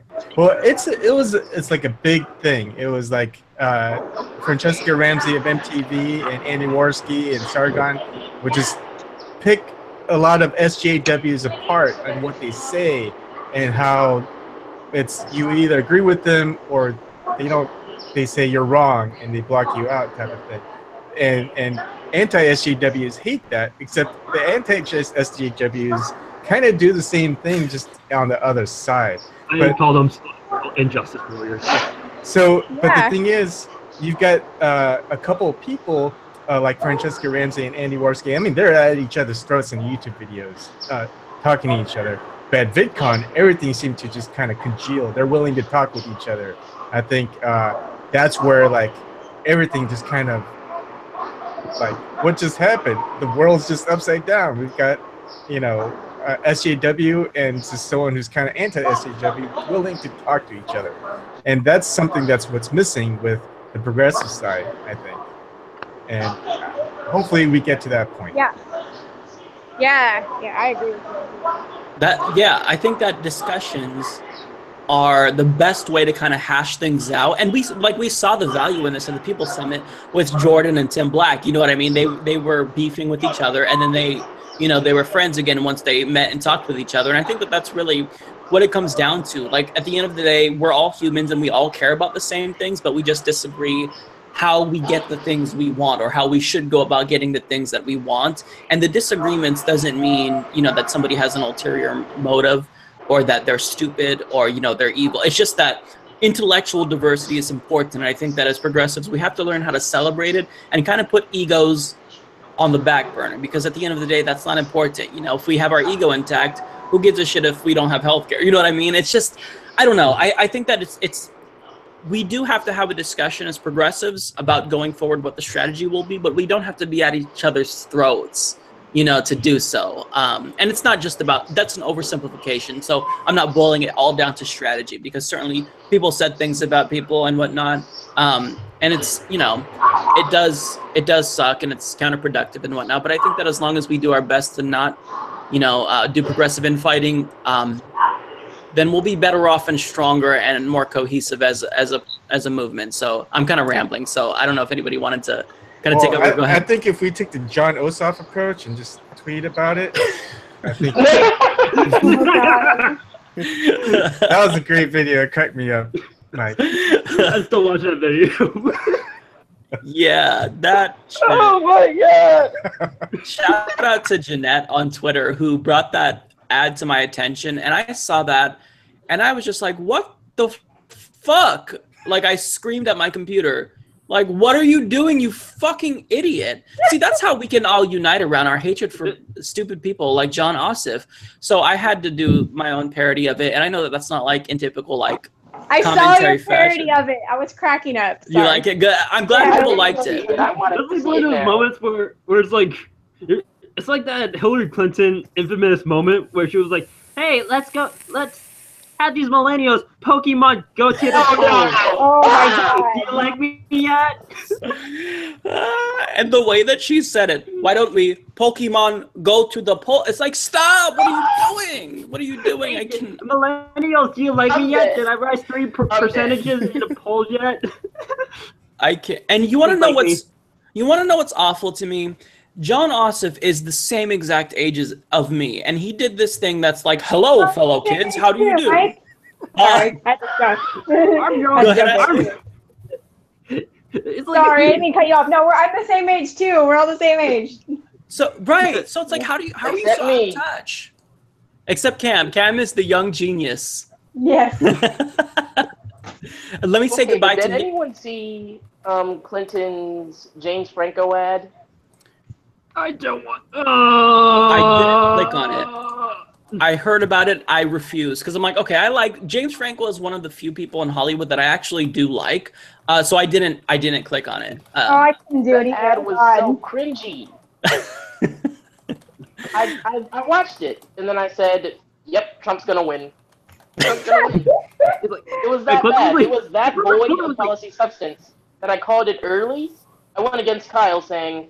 He said that Hillary Clinton would just barely edge it out. I was like, nah, she's fucked. She's doomed. She's doomed now. No, I know, right? Like, everybody here was like, Hillary's definitely going to win, because literally almost everyone I know here is kind of establishment, mostly just because they don't pay enough attention. And then, like, when Trump won, like, I'm not even kidding you. Like, most of my friends here that really honestly would have little to lose, they were like, we were just crying and just crying. And I was like, Oh my God, bitch, shut up. You are a really privileged white middle-class woman who has like a superior education. What the fuck do you have to lose? Well, I'm sorry, I'm getting really profane here, but I was No, just I like, love it. I love it. yeah. Hey, that's called keeping it real. Yes. Yeah, but I was like, are you kidding me? Like, up until like this past couple of years, I've been super incredibly poor my whole life. I was in and out of poverty when I was young and everything. And like these people, like I know here, my friend, I mean, they're generally good people, but I just could not help but like when they were like, oh, I mean, they've been privileged their whole lives. Like they've been, middle class to wealthy upbringing, very sheltered lives. A lot of them were homeschooled or private schooled. And they were just bawling when Trump won and I'm just like, are you kidding me? Like the only thing that I would even remotely be concerned about is my health care, which I am concerned about that. But like, just for all the other things you're crying about, come on, give me a break. I They cry because he grabs him by the pussy all the time. And yet they forget to mention the part where he says they don't even wait. Right. It's like, okay, yeah, all right, that's offensive. I get it. We're over it. Like, we gotta move on, people. Like, he won. Like, get the fuck over it. Like, we gotta do something. Like, stop crying. I'm sorry. Sorry, guys. No, you can join the National Labor Party. My favorite scream was this. I just posted in chat if people want to see it. That was... I'm going to click on it. I was one of the people who, like, actually was able to, like, make the call that Clinton's probably going to lose against Trump. Like 1 year, like 6 months ago. Like way back in like February 2016. It was like I pretty much like saw like a rock paper scissors relationship.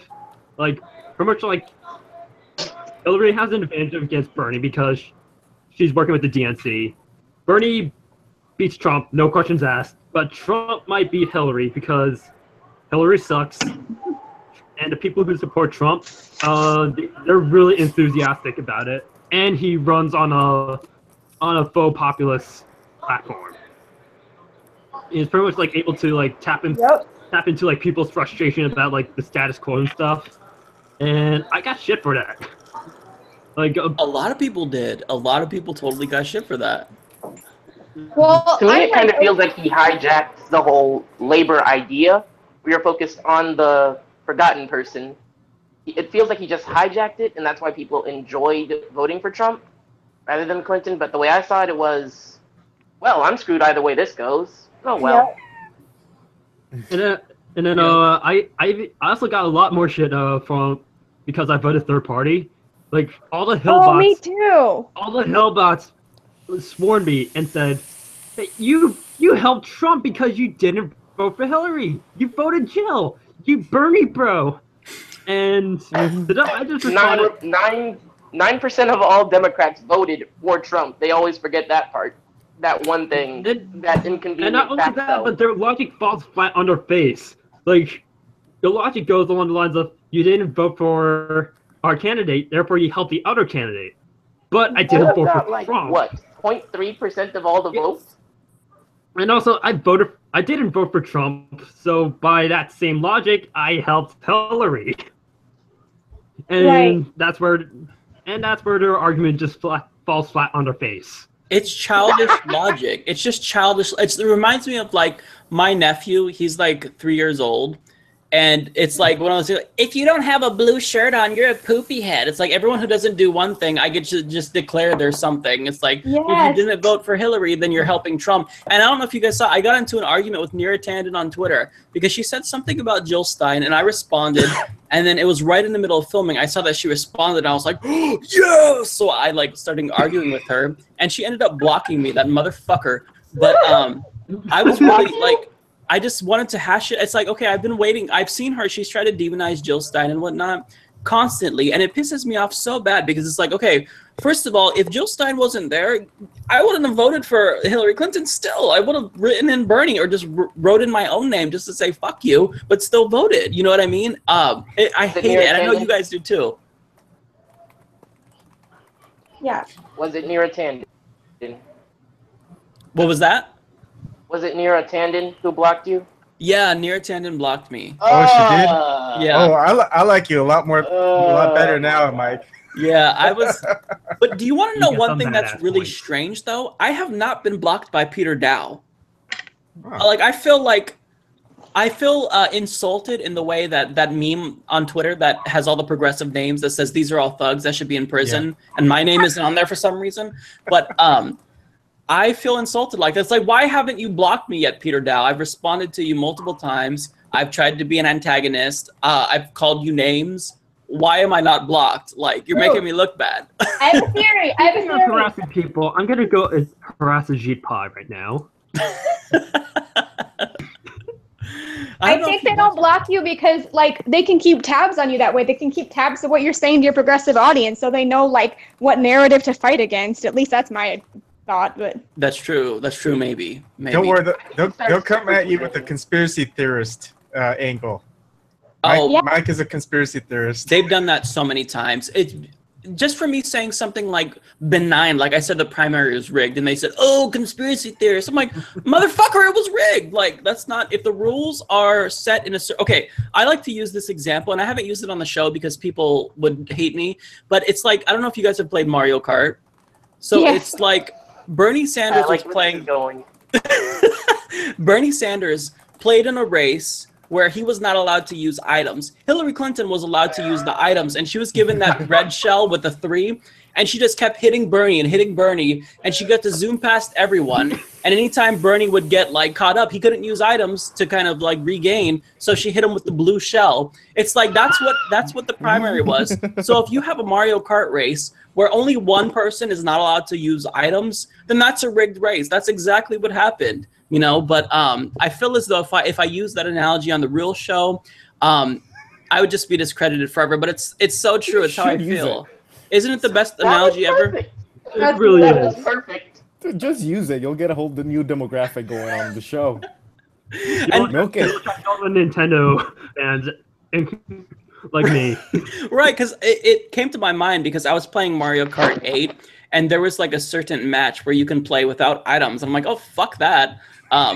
Because I hate items if I'm in first place, but if I'm in last place, I love items. But it's like I have to have them regardless, you know. You need that both, Bill. Oh, Right. I know how you could totally use the argument and, you know, not get laughed off the show. True So- equality when you think about it. So you could use that kind of like what you were saying as you were saying it. It reminded me of, although it's a very legitimate argument, the very legitimate argument that most everyone on the left uses about marginalization and like intersectionality. Like, so, you know, you like, so, okay, so that, I mean, to me, it kind of seems like you're saying, so it's like, I see it like, okay, so you're saying that, you know, a middle or upper class white male who has all these, you know, little items and things to help him get ahead is not, the system isn't rigged against the, I don't know, like lower class black female or something like that who doesn't have all of these things. Like, Right. I mean, the same logic. It's like the system is rigged against that. You know what I mean? People who don't have these things. It's like the same type of thing. Right. You're right. And you know what the problem is that I'm finding the most pushback at is using the word rigged. People don't like the word rigged specifically, and they think it's too hyperbolic. But rigged, all rigged means really is that the rules of the game were unfair. That's exactly what happened. The rules were unfair. And it wasn't just that, oh, well, you know, they targeted Bernie, because they did target Bernie. But I mean, even before Bernie announced it, like Hillary Clinton back in like 2015 was working with Debbie Wasserman Schultz to set the debate schedule. And they were like in a back room. I imagine them like, ooh, you know, like, okay, let's do this exclusivity clause so nobody can debate. Yes. Like, that's the way the shit went down. It's so, like, it's so brazen. How can you not say it was rigged? But It Mike, wasn't rigged. Bernie Sanders isn't a Democrat, so it can't be rigged. Oh God. Oh I God. lose a brain cell every time I see a Hellbot make that argument. Yep. It honestly, like, I don't even know. Before I used to be like, oh, okay, yes, somebody said that. I could shoot that argument down. Now it's gotten to the point where whenever I hear that argument, my soul just dies more. I'm just like, oh, I gotta get off the computer. I can't. Same. Like, oh, FDR just came back from the dead just to have a heart attack, just so he can die again. And Joanne Reed uses it all the time, and the looks on their little faces when they say that. Well, Bernie's not a Democrat. So what? Like, oh, sorry, I screamed, but it's like it just drives me fucking nuts. Like, oh, I can't. It hurts. It's not even like a fun like. Ugh. Because Clinton definitely was a Democrat, because, you know, she definitely supported policies that would raise up all the marginalized groups of the country. She was definitely a Democrat. Right. You know, even when she gave weapons to child soldiers in South Sudan, and that was a good thing to do. That was a moral thing. Yeah, I was surprised that the progressives didn't fight back and say, no, Hillary Clinton's the one that's not the Democrat. It's right. We just kind of said, what? That's just crazy talk. But we didn't really reverse the situation on Hillary. I thought that might have been. But I got called like a Trump something or Russia something or a conspiracy theorist or basically when in doubt, blame Russia. Right, yeah. Right. And the really difficult thing to get on this Russia thing again is that prior to all this, I adopted a dog with my fiance in 2013. His name is Vladimir. I fucked myself over. I completely fucked myself over. So I don't even know. Like, I brought that to light in one of the episodes, and I'm like, I'm a shill because I feel like they're like the CIA is like watching me. Like his dog's name is Vladimir. What else do we got on him? You know what I mean? Like I'm just. Well, the NSA watches us. The NSA watches. NSA. That's on your dossier there, Mike. Yeah. It's like, well, what really helps my case is that I've never left the country and I don't have a passport. So they can't be like, oh, well, he was in Russia. Like, nope, can't get me there. I have anxiety. I won't get on a plane or drive in a car for too long. So sorry, motherfuckers, you don't have me there. But you do have me on my dog's name is Vladimir. So they could view me as this Russian apologist, you know, in Russian some way. Sympathizer. Right. It's like when it was completely random. I named my dog that because I wrote a paper about Russia and how I hated Vladimir Putin, actually. And I'm like, I'm going to name, it's a pug. So I'm like, I'm going to name him Vladimir Pugin. That's fucking cool. And he's, you know, but now it's like, oh, Mike, you fucked yourself so bad. Now Vladimir is your dog's name. Why are you such a Russian sympathizer, dickhead? Like, that's what's going to happen. So, you know. So I have a quick thing. So on the Russia train here. So I'm sure you guys have all heard lately about I have the CNN clip that came out with the CEO saying that Russia narratives is a bunch of bullshit for ratings or whatever. I'm sure you've probably all heard that. So I was thinking about something the other day. Like, it looks like, you know, bit by bit they're starting to break down, even in the MSM a little bit, the Russia narrative. So like, but the thing is I'm concerned about, even if we get some kind of smoking gun, which I doubt we will, that it wasn't Russia, it's like, how, I don't know if at this point, if we're going to convince people that are just fucking set, that it's like, I know it's Russia. Like, if we get, you know what I mean? I don't know if we're going to convince people anymore. I think it's too late. I think they've been fed it for too long. Like, I'm concerned it doesn't matter at this point. Like, the damage has been done, even if evidence comes out, you know? Yeah, you're right. And that's something that I've actually heard about. Oh, go ahead. No evidence on it. A good story with some actual evidence to it is using the emoluments clause against Trump, because he creates all of his products in foreign countries. In fact, he got, what was it, about 12 brands reimbursed, I think it was, in Saudi Arabia during the year of the election. Yeah, he has business connections basically everywhere. And so I have no doubt in my mind that he has like loans with Russian oligarchs and whatnot. Right, me too. But the whole, what they want to prove desperately is that Russia rigged the general election. And now there is, to their credit, there's evidence emerging that they did hack into voter data, which we only got evidence for this like a month ago. They tried to. Exactly. What's the data? Well, did they say what the particular exploits they try to use or something? Like, in terms of technology, what ties the technology used to specifically Russian hackers? They didn't. Nothing. No details. No Actually, details at all.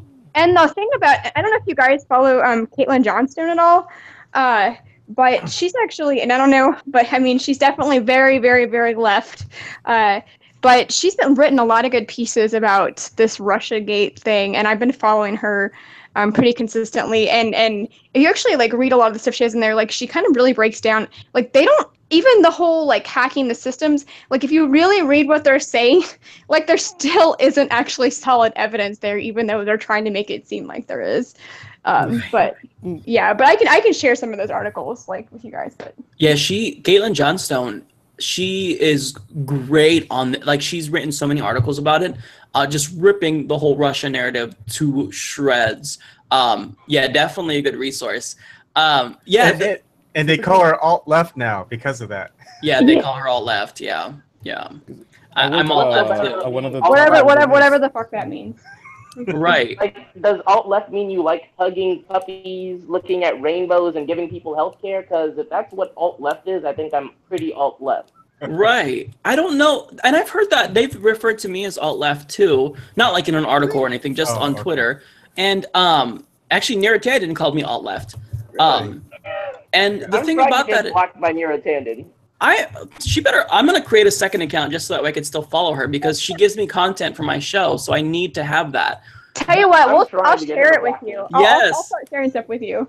Screen cap it for me if you see anything juicy because I need that shit. Yes, absolutely. I'm trying to get her to block me. I'm trying to get all of the establishments. I don't want to be blocked because I want to keep like getting all this content to share. Otherwise, there's no way to get it.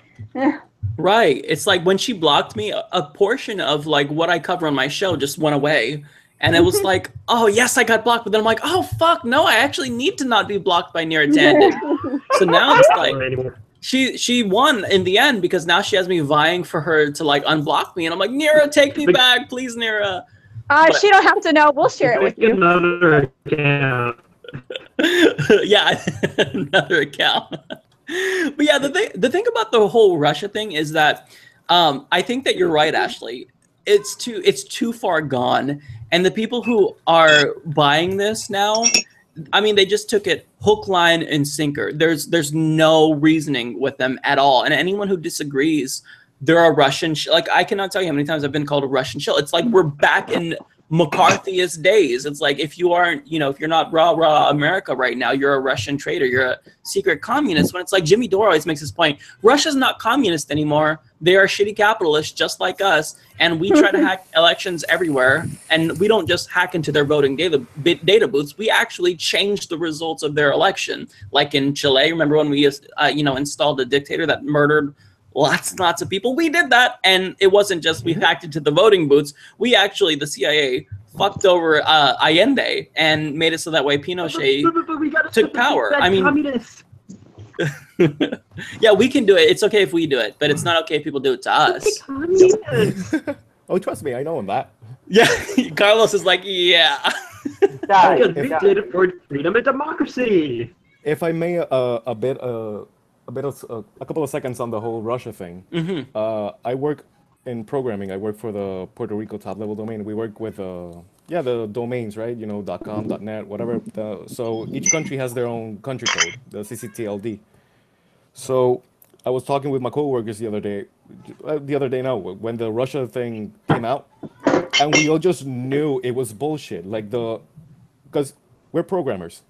I mean, whatever political reasons they may have, that's a thing, but you have the technical aspect of it. Like, what makes the government their narrative so sure that it was the Russians? What technical data do you have? What exploits? What programs did you use? What scripts, etc.?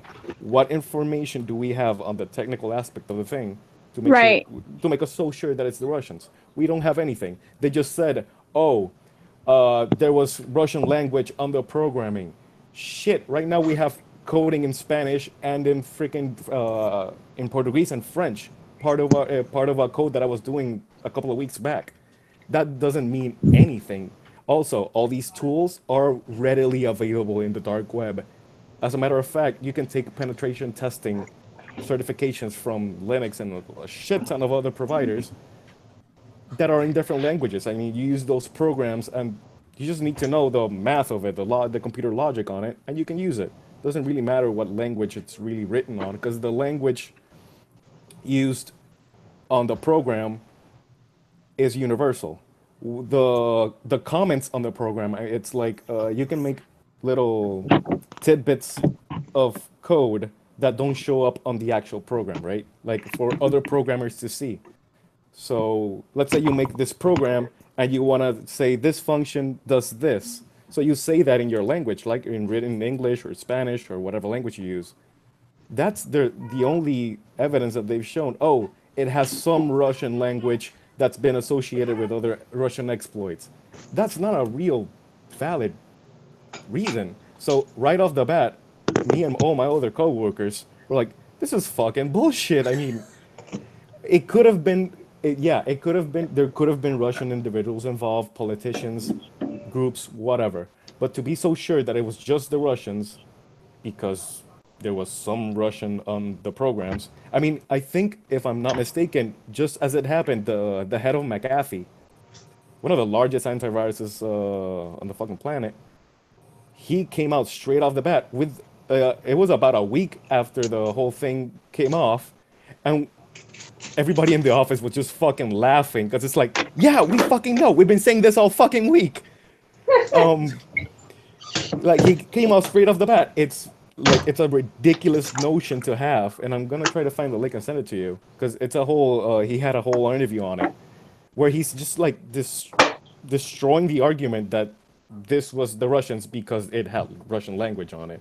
Because you can, true, there's a lot of political reasons why this could have happened, but that doesn't mean that they did it. Just because there's a reason.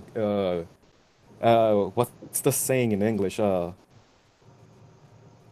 Causation doesn't mean crap. Correlation does not equal there's reason. Causation or something. Yeah, it's something. Correlation doesn't mean Yeah, blank. yeah. Just because something makes sense doesn't mean that it is.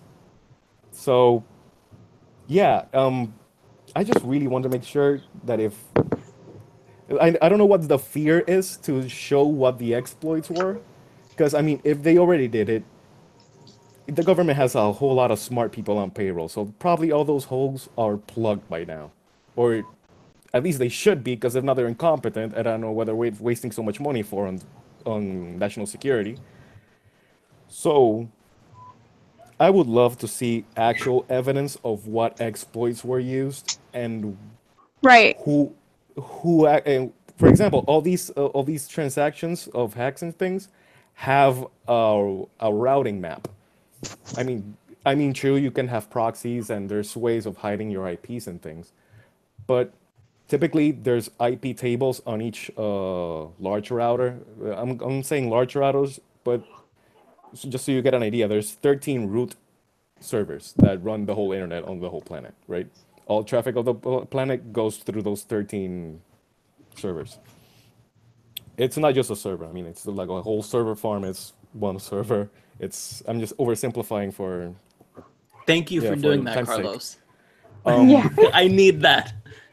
That also actually fun tidbit. The region that controls the whole internet is the United States. The United States basically owned the internet on the whole planet for a couple of years until they got well, they decided to separate the US from managing all of it. So we have associations like ICANN, ICAAN, and ARIN, ARIN, I guess, which is spelled just like that, ARIN. They basically control all the domains, like the .coms, everything. They're the ones that, for example, you have this new wave of general top-level domains. So you've probably seen it around. You can have .chef as a domain, like you can have michaelfigueredo.chef if you wanted to, or .toyota, or they've been releasing constantly all these domains, right? So you have this thing that it's so universal. It's the world is not as large as it seems. We think of the internet as this. The politicians use this to their advantage. They use the internet like it's this magical thing that we don't know what's happening. We do know what's happening. We know exactly what's happening. Everybody in the industry knows exactly what's happening. Whenever there's like this whole new thing, it's really not that new. It's just an iteration of something that's been done before. So to say that just because a couple of lines of not even code, of the comments in a program are in some language to determine that you know that it's them, it's fucking absurd. I mean, what the hell? Like, knowing how things work and seeing the how they use the public's lack of knowledge to their own advantage is fucking disgusting. And Well, I think they do that with a lot of things, even aside from just true. this whole Russia thing. But yeah, definitely this one they've been able to exploit quite a bit because I'm not a computer programmer. I don't know shit about it. So I know some basics. No, but that's exactly the problem. Like, I mean, we as individuals, we like having freedom of speech. We like having freedom somewhere. And the internet nowadays seems like one of the last bastions of true freedom. And to know that they're using one of our last refuges as a weapon also to make politics that hurt people, it just makes it the more hurtful. It makes it the more disgusting. It really makes it just terrible. Like, I mean, why? Like, it really makes you question the nature of their humanity. Like, their question of how do they sleep at night? How do you sleep at night knowing that you're there's killing net actually neutrality? You're making all these things, all these arguments that really hurt not a few people, like millions of people, and not just on your closest vicinity. Things that all these politicians are doing, and not just in the United States, here in Puerto Rico. Trust me, it's when I say that it's a Republican's wet dream, I'm being nice about it. It's fucking terrible. The mayor that raped the girl, he's still walking around like nothing has been done to him. He stepped out of the mayorship willingly. Like, he wanted to do this because he knew that if he stayed as a mayor, he was gonna get 2 other lawsuits on top of the one he currently has. Like, he's not doing this because of the generosity of his fucking heart. It's a political move to save his own fucking ass. And trust me when I say this, like, it's not that I hate the United States or anything. It's just that it's really the Republicans' wet dream here. There's no accountability for anything that you do. And it just makes you really question like, why are humans like this? How does people like this exist? It's really we're getting into some that's why I drink. existential stuff. I know. Absolute power corrupts absolutely. It's just whether it's money or the power. I kind of ask myself the same question. It's like when I think about what they're doing, specifically like the net neutrality thing has me thinking about a lot about this, and Ajit Pai's motivations, and about well, obviously he's going to have a nice cushy job when he leaves his job as FCC chairman, but at the same time it's like, but still what you're doing is so bad, and I still don't think people really understand just how bad like this really is. If we lose net neutrality, it's like how could you sleep at night? I don't get it. And even like it goes back to the healthcare thing. Like, I think that Democrats, they're right to call out Republicans about healthcare. Like, oh, how can you sleep at night? Because, this 22 million people will lose their health insurance. But then I'm like, well, how do you sleep at night knowing that there's still 30 million people that don't have health insurance because you guys chose not to go for single payer when you had a supermajority? It's just, you're right, Carla. And that's what separates us from them. It's because we're just normal people and we're not these egotistical, misanthropic people who just want power and are obsessed with money, and I just couldn't fathom fucking over people, for power and money. It's just weird, and it's the people that go into leadership. Like, actually, I did some research on this when I was in my program. Like, there's kind of a, people like there's a, I can't remember, it's like a power scale or whatever, but people that go into positions of leadership, they tend to be colder and more narcissistic than everyone else. And I can give you firsthand experience. So I went in my master's program. I went for public administration. Okay, and so I went into it. My undergrad was psychology, a change course, and I was thinking, okay, you know what? I have a feeling these people are going to be assholes in my program because I feel like these are all going to be like just people that want to run the world.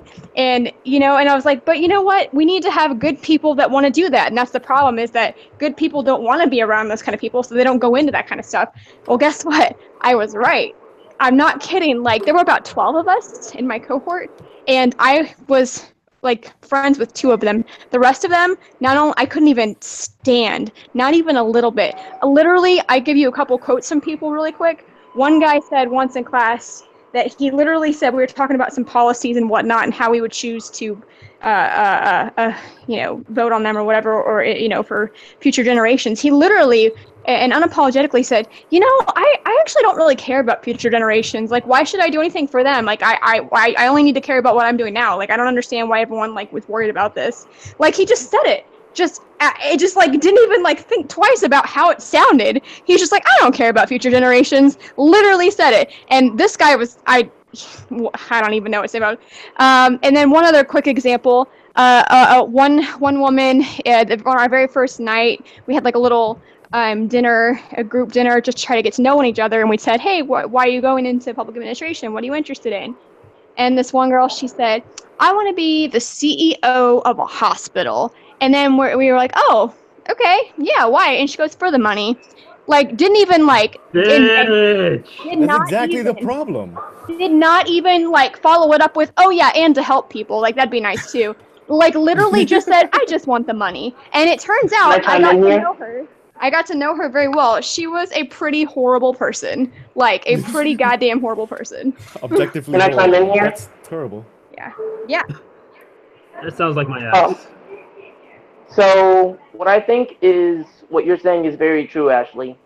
I've seen that this usually happens under just a generally corrupt and greedy economic system, which is why I'm so anti-capitalism. I've seen, with the area that I come from, I've seen that the root of all evil is in fact greed and money and greed are 2 sides of the same coin. So I just try and stay away from it.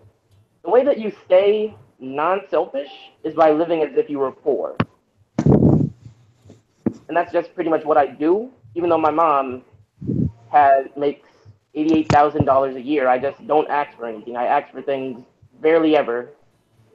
At most, what I usually go do is I just buy books, and then I avoid using credit cards in any way whatsoever, but she's making me use cards now to teach me more responsibility. But I avoid using credit cards because I've seen, oh, hey, this capitalist system screws over people who have bad credit. Let me avoid getting bad credit. So I just tend to just save my own money, and the thing that I use my money on mostly is just a bunch of books. I'm looking around my room right now, and I can't even tell you just how many books I have. It's actually kind of frightening. Yeah. What you're talking about, Cam, is just, it's about staying humble and about just not forgetting, who you are and where you come from. I think that's what a lot of these people, like what Ashley's talking about, someone who just wants to make money. I don't know, I don't know her background, but I mean, she just, even if she was poor, she just wanted so bad to get out of it and look behind her. She just forgets about it. She was rich. She was very she really? Rich. She's the darling. Her dad is some high up dude at the university that I went to. Her whole family's rich. They're very well known. They're very well known in the community. They're pretty shitty people. Oh, and the other guy who said he didn't care about people's futures, forgot to mention, he went on to work for the Koch brothers, and now he's working. Of course he did. Of course.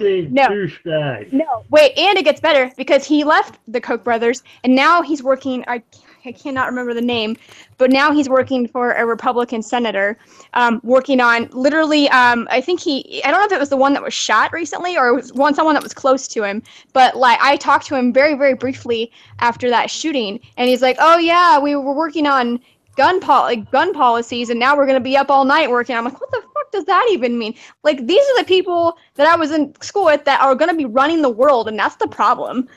What the hell? Oh my gosh. Yeah, no, I mean, that's the problem. I literally looked around, these are the people that are going to be running our world. They're going to be CEOs of a fucking hospital. If you want to make money, go be CEO of a bank or something. Not that I like that, but go not a bank. No, well, not a bank, yes, but just just something that literally doesn't put people's physical lives directly in your hands. Politics shouldn't be a career you go into to make money. That's straight off the bat. That should be the mindset. Politics is That's not power, something you should do. Yeah, but I mean, I've known people that want to be career politicians, and as a concept, that is just nauseating. I mean, that's. Oh, I agree completely. I'm saying I want to cure cancer on kids to make money. that's just morally wrong, no matter what religion or whatever you didn't even like secondary. Her secondary motive wasn't even to help people. She didn't even have one, and that was the disgusting thing. Like I think she's a sociopath. Anyway, whatever. You have to be. Thank you. I've been saying that for like a couple of years now. Like if you currently the state of politician, the current politician mindset, you need to be a fucking sociopath to just go about that way. How do you sleep at night? I guess like God during the Holocaust, soundly. The way that I dealt with it. The way that I dealt with it was I knew that these people would be running the world in various forms one day. So I started, while I was in the program with them, the way they get with it, I would screenshot their most like damning, like their damning statuses on Facebook. So, and I saved them also. So one day when they're like running something big, I can be like, hey, remember when you said this? That's a good strategy. Yeah, because they're my friends on Facebook right now, so I can totally do that. Which is horrible, but that's good that you got to hold them accountable somehow. Use their own words against them. I like it. That's the best way.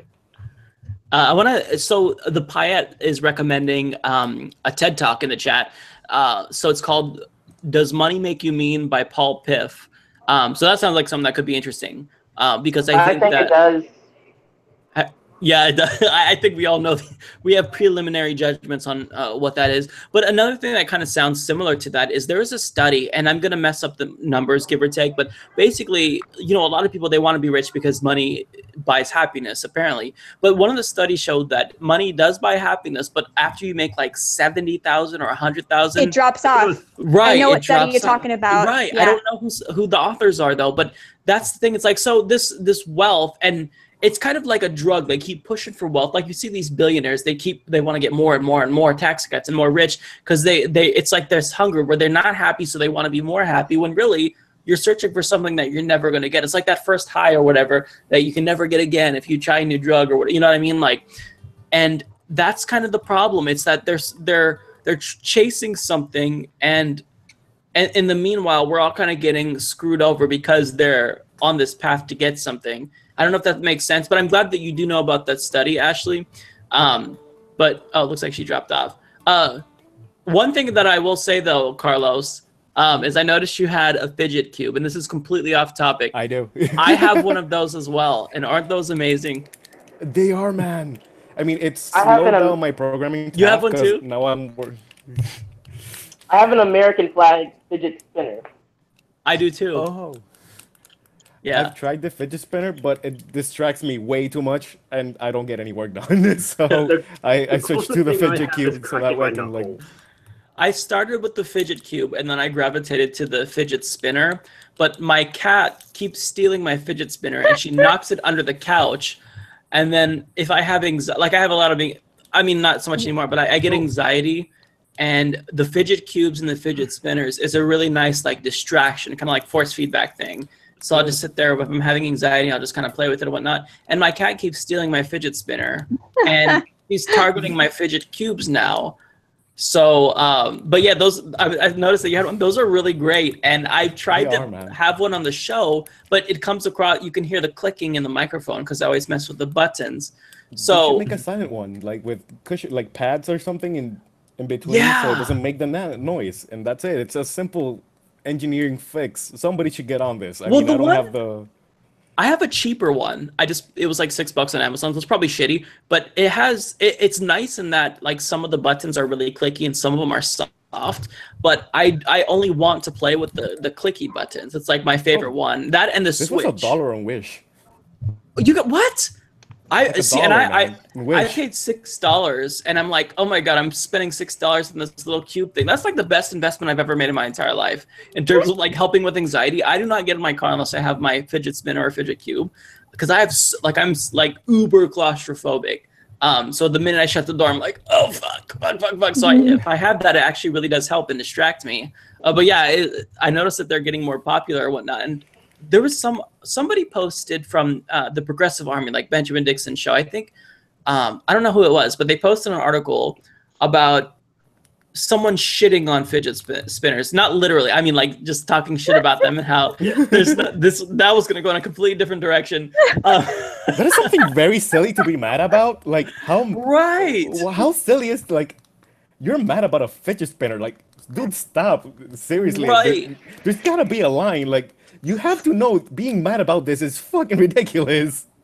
Wasting everyone's energy. Oh. Right, and the whole article was, there's no evidence that this helps with anxiety or autism. And I was like, I have anxiety, it helps. I mean, it doesn't... helps me. Some people just fucking like it. Maybe some people just like it. What's wrong with that? Like, can't exactly. Dude, I have a little stuffed Pichu right here, and I play with them all day. That is a badass plushie. I like that plushie, yeah. That is a really cool plushie. That is really cool. Mike, you mentioned your cat. Is your cat's name Donald by chance? You want to know something funny, Yvonne?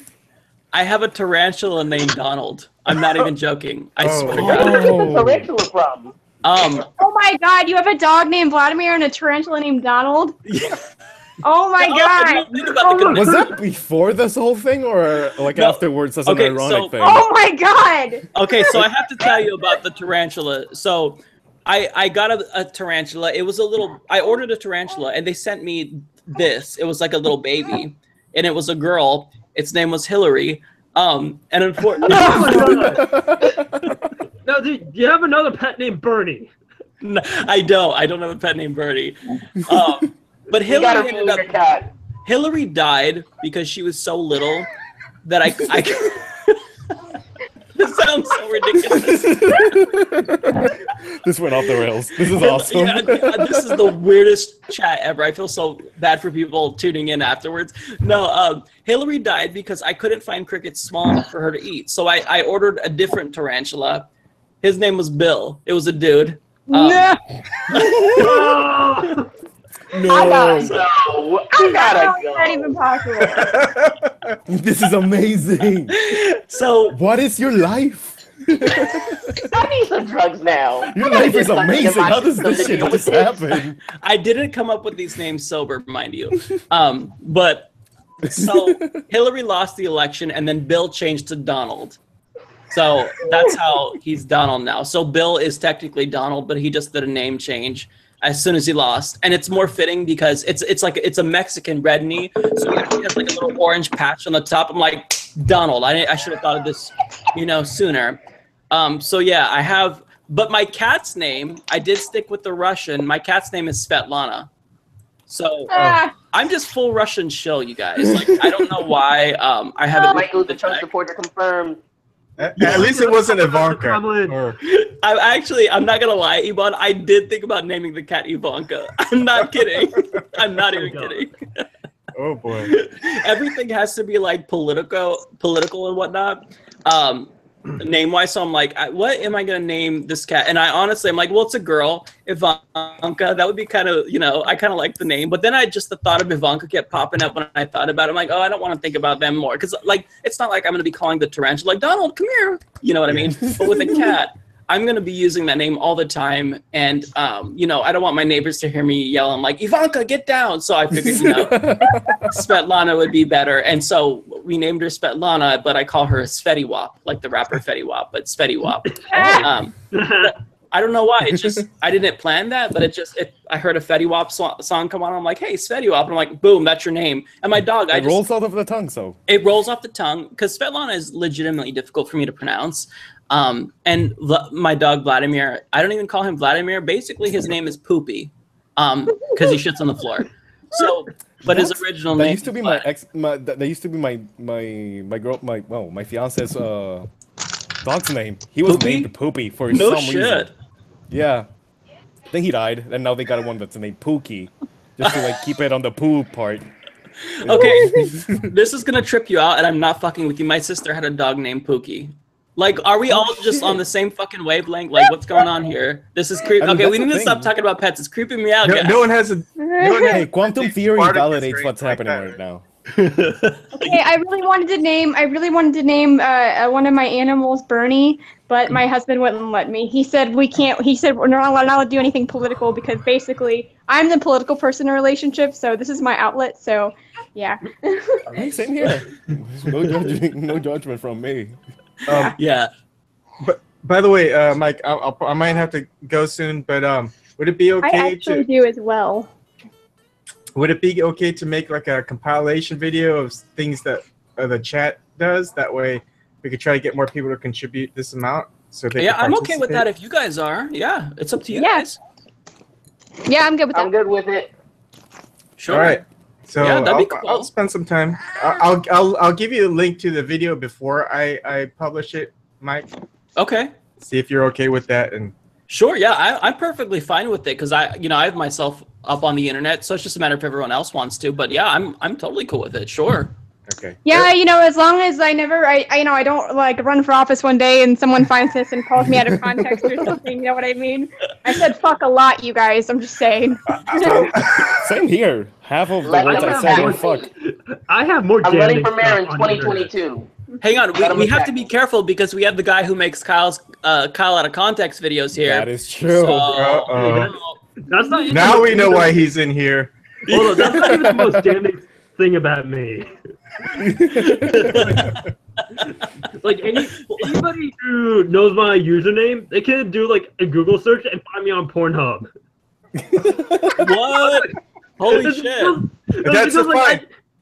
because I go on Pornhub, sometimes not for the porn, but for the hilarious comments that people leave. And Hey. after weeks of like spending time in the Pornhub comments, I decided to join the fun. And Hey, they're pitching in to help save net neutrality, so I'm all That for is it. true. And Yep. I was gonna say this during my video about Pornhub. I was gonna be like, go jerk off to Pornhub and support them. But then I'm like, stop. My mom watches this shit, so it's like, no, I'm not gonna say that. Actually, Pornhub is so awesome. They actually the organization that I said earlier, ICANN, the ones that manage the whole domains thing, Pornhub sued them for anti-monopolistic activities. Really? Because they wanted to publish this extension .xxx, which would make it impossible for other porn sites to publish use their garbage. So they sued them because they were gonna take a huge toll changing everything to the .xxx thing, which they won't. But I mean, what made ICANN happy was that they did reach an agreement on the pricing for these .xx for the whole umbrella of pornographic sites. So they have a history of fighting against unjust policies. Yeah. And I literally found this out today. Like, literally today, one of my coworkers went like, dude, did you know that Pornhub did this thing? And I'm like, what? Seriously? Like, They're they a just great hate- company. Yeah, they just hate people But that you are wanna know assholes. you want to know one more thing about me and Pornhub? What? Sure. I ended up on their top commenter page. Did you really? I'm What's gonna see if I that? can What post did he one. say now? Hey, you're What never was the running for comment, office, though? are you? You're never Oh, because just say this I is love it. definitely taken out of context. So how many videos have you made? I made 0 videos. But maybe I can try uploading the Kyle out of context videos on the Pornhub and see how many. Or do you I'm do dying, I the can't. you could do the thing like they do on Fight Club? Put that one little frame of It's like a random dick. a random take of Pornhub. Or Kyle's videos. One thing I can probably do is lots of people have a fart fetish. Kyle does farts a lot. I can compile a video about Kyle doing farts. And upload it on Pornhub. Kyle, I'm not encouraging any of this. I'm sorry if you're watching. By the way, Hey Kyle, guys, I'm gonna have to jump off here. I have a quick question though for you, Mike, really quick. Sure. Hey, are you still on Candid? Are you still doing that? They shut down Candid apparently. Wait, what? Yeah, one of my viewers, because I haven't gone on it in a while, but I checked in it a couple months ago and it was still there. But I got a tweet from Mark, one of my viewers. He said they shut it down quietly, and I logged on and there's nothing there. It's like Really? I feel like I was just there like a week ago. Granted, maybe it's a little longer than that, but Dang. Yeah, I actually legitimately did like it because I kind of got bored with Reddit. And it's apparently shut down. I don't know if it's temporary or not, but I know they have a new parent company. But yeah, as far as I know, it's not up. Yeah. Huh. You should try Discord. Discord? Mm-hmm. I haven't heard of that, but Just kidding. No, don't. oh, god damn it, Cam. What I do? What happened? Well, Yeah, thank you for hosting this again, Mike. Yeah, thank you. Thank you, Ashley and Ebon too. Yeah. And thank you guys too, also for joining in and supporting Mike. I mean, we're all in this together, no matter what we think about indie media and other progressives. So exactly, Right. exactly. Hey, And I'm what's your sorry handle about the again? rails. It was good. all right, Take care, you guys. bye, fellow right. comrades. Bye. Take care. Have a good day. You too. Bye. Bye, you guys. Thank you so much for coming on. It was really fun. Well, see ya. All right, so let me see here. 6:15. I could probably stay on for another 15 minutes myself. If you guys wanted to. I know that you what was your name, Nin? Your screen name is Nin. What was your real name? Leon. Oh, Nintendo. Leon, okay. Because I know you kind of came on late. Was there anything that you wanted to add? Because this will all be archived and whatnot if you wanted to kind of add, if there's anything that... Not really. Not really? Well, so it's totally up to you guys because we have... yeah, I can stand for like 15 more minutes or so, but it's totally up to you guys if you want to. If we can end right there. I think we've reached like the pinnacle when we got to the Pornhub talk, where I don't know if we can top that. Yeah, I pretty much derailed We're everything. going to find out on the top. I'm like on the top commenters page. I'm good. That's so... I love that though. Thank you for sharing that too.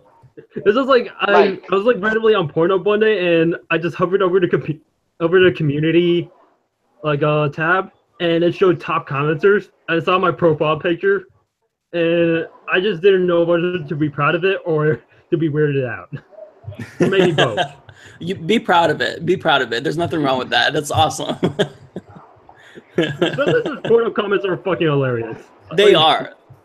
They are. Like yesterday, I commented like the lyrics to the Fresh Prince of Bel-Air opening song, and people are continuing it. Oh my god. That is amazing. I absolutely love that they're continuing it too. That's perfect. See, I'm going on Reddit. I just need to go to the comment section of Pornhub. That's where all the fun is happening. They're doing the Fresh Prince chains and whatnot. Oh yeah, there's a Reddit for Pornhub comments too. Is there really? Oh well, shit. Yep. Fuck. Pornhub is amazing. I saw the first episode of Rick and Morty in Pornhub because it wasn't hosted anywhere else. I tried torrents, I tried everything. And I decided, hey, fuck it. Let's try Pornhub because like a couple of weeks back they had showed some behind-the-scenes footage from Game of Thrones. I said, fuck it, let's see if there's some asshole that uploaded the whole episode. And somebody did. Somebody uploaded the whole episode, including the commercials that were specific for Rick and Morty. It was amazing. And it wasn't 1080p, like it was like a one thing. It wasn't like super pirated with the whole pixels and things.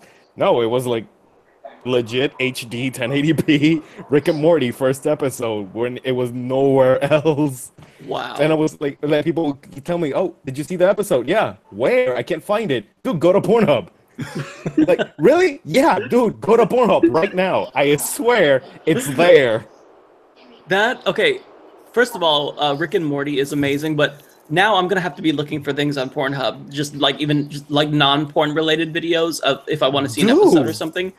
Because wow, I did not even know. Holy shit, you're blowing my mind right now, Carlos. This has been the most enlightening member chat ever. First, we have Cam come in, the 16-year-old with a party manifesto and his own political party that he just started, and then we found out that Rick and Morty's on Pornhub. And then we found out that we have the top commenter here, Leon, on Pornhub. It's like this has been amazing. Cam, did you want to say something too? I know you tried to. Did you want to say anything, Cam? Two things.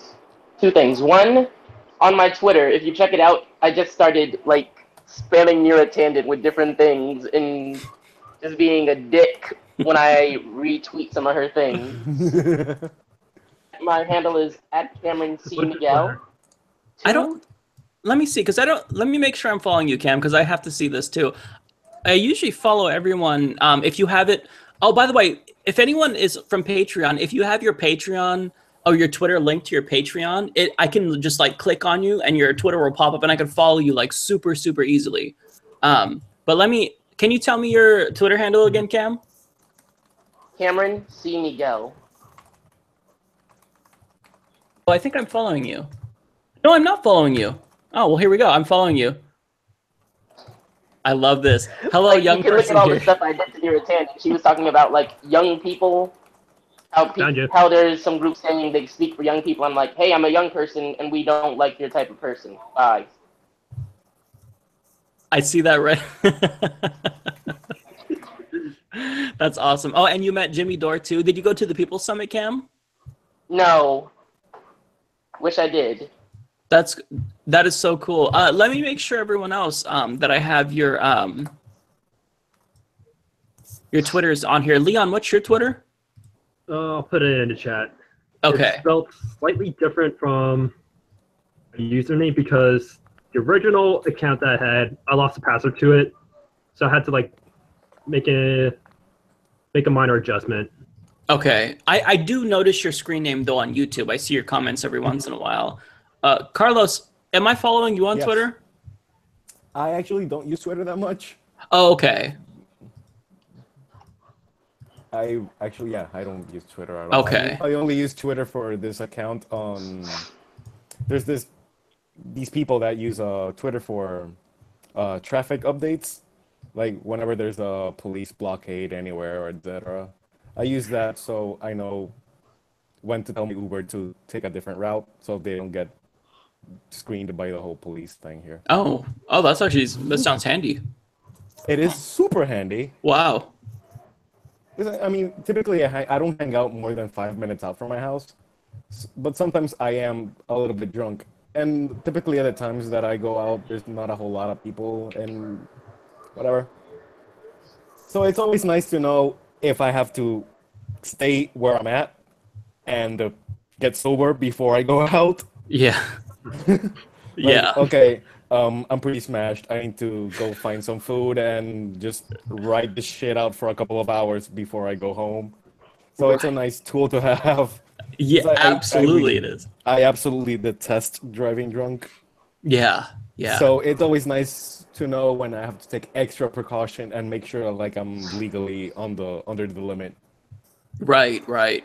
Yeah, that absolutely. I'm gonna be going up to Seattle for my honeymoon in September, and I'm not. Aww. We're not gonna take my car or anything. We're just gonna Uber around. And I was already telling this joke like I'm gonna get alcohol poisoning because I'm gonna be so drunk the entire time because I don't have to drive. Like dude, that's my same fucking plan. When are you getting married? September 10th. Yeah, so I'm probably going to have a co-host that entire week. And one thing that was floating to my mind was I might just have you guys, if you want to, post videos. I'm up for it. It could be like, are you? Because it could be cool to have like just the user-generated week. You know what I mean? So that's one thing I was thinking of. I still have time. But no, my fiance's auntie works for a hotel, and she got us a really great discount, like a huge discount. And there is a bar underneath the hotel, so I can drink and stumble right back up to my room. And that is amazing. So I'm not gonna bring my car. We're just gonna Uber around. And I'm just gonna it's gonna be really fun. I'm excited. Yo, one of us could that is amazing, man. One of us to like give credit to Pornhub. We could just like post Pornhub comments on your channel. Drinking. My mom was so shocked when I said I would rather do weed than drink alcohol. She was really? Like, yes, she was shocked. She didn't understand how alcohol is more unhealthy for you than weed. Right. Oh, that's. And I have to say this, Cam, since you are 16, we absolutely do not condone minors drinking or smoking weed not until you're 21 if your state is legal. I have to say that just for. Don't worry, I'm waiting till I'm 21 because that's the legal I've been drinking apple juice. Worry. Good. I haven't been drinking alcohol. It's been juice all this time. I swear. I drank some fermented grape juice when I was 16. I had champagne. I've been drinking fermented sugar coffee. cane. I've been drinking iced coffee, shitty iced coffee, where I made coffee, I put it in the fridge, and I just put ice cubes in it, and it's like, okay, I don't want to drink hot coffee, but I gotta have my coffee. It's hot today in Oregon. Try freezing. Try making like instant coffee and then freezing that. I didn't. You know, I was looking at instant coffee, but I thought that I probably wouldn't like it because I'm pretty picky. But I'll have to look into it again because I've been finding myself liking iced coffee lately, but I have to think ahead if I'm gonna want iced coffee. So I just kind of have like a pitcher in my refrigerator of old coffee. It's like a couple days old. I don't know how long it stays good, but I'm drinking it. But it's refreshing when you gotta have the caffeine because I'm so tired all the time. When you stare at the computer all day long and you just it's hard to keep yourself awake. So I've gotta have coffee. What kind of coffee do you drink? I kind of have it rough at school because I'm genetically nocturnal.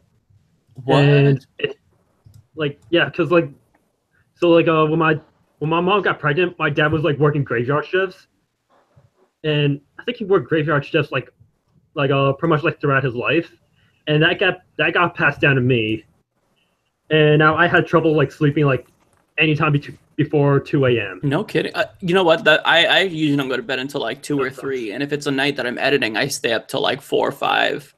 I go to sleep at 6 sometimes. Damn. That's rough.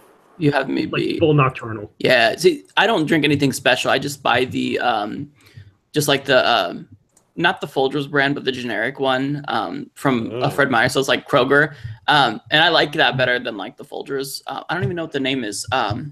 It's its own brand, but it's actually pretty good. It's like just the house blend, and it's just simple. And I add a little bit of like French vanilla creamer, just a little tiny bit. And it's pretty good. It's nothing special. It's not Starbucks, but it doesn't like I hate Walmart, but you can get some actual good Puerto Rican coffee from Walmart. Oh really? I haven't been to a Walmart in so long. Actually, no, that's not true. I went to a Walmart. You don't even have to go there. I mean, you could go to their website and just order it and just goes to your house, so you don't. Oh, I didn't even think about that. Yourself. Yeah, you can spare yourself from going to Walmart. Shit, you could probably get it on Amazon. Oh well, I guess not the Walmart brand. Actually, let me. Well, I mean, I'm talking like actual Puerto Rican brands. You can get them off of Walmart. No kidding. Yep. But let me see, in Amazon there's that'd be more fancy. Good. Oh yeah, you can get it off of Amazon too. What? What's a brand that you get, Carlos? Well, here in my house, we typically when like the actual, oh god, the actual good ones are here too. So there's this brand called El Coqui. I'll spell it out in the chat. It's this little frog that only grows it can only live here. So the brand is that El Coqui. There's also this brand called Café Rico, which is basically coffee in Spanish, and rico, I mean like rico suave. You know how to spell rico, probably. Yeah. So that's cool. I have to check those out because I'm a big coffee drinker. But are you? Then Café Rico is a Puerto Rican style coffee. I mean, some of the beans are not always from Puerto Rico. That's one of the brands that they sometimes outsource their bean production. But it's in the roast style that's typically used there, and it's decent. I mean, when times are rough and there's like no coffee around, we typically buy the one in my household. But El Coqui is a really good one. Let me look for the chat so I can like spell it out for you guys. It's COQUI. COQ. I'm just gonna add it to my Amazon wish list now. Yeah, you'll see if you spell out in Amazon Café Rico. Oh, I found it. You'll get a whole lot. Yeah, it's a black bag, and it has like the outline of Puerto Rico on it. I see that. Yeah, I'll add it to my wish list because they have there's a 2-pack and then the individual one. Yeah, I've never even like thought about trying anything. I've just been drinking the same thing forever, and I haven't even like bought just like they have the coffee grounds that you can buy from the store, then like ground them up right there. I've just been buying like basically the shittiest one I could buy, and haven't even like thought about expanding my coffee don't drinking. Actually, Puerto Ricans are very lazy, so almost all of the of our coffee production is already ground. So nobody is it wants to really? go through the yeah. Almost all Puerto Rican coffees are already ground because everybody's really fucking lazy on that thing. Everybody wants to, yeah, because typically mornings here are very hectic. In terms of Puerto Rican culture, we wake up early. We only take like 5 to 10 minutes to have breakfast and just go about our day. So, and I just realized, and I found one of the, yeah, it's one of the most, one of the best commercial coffees available in Amazon as well.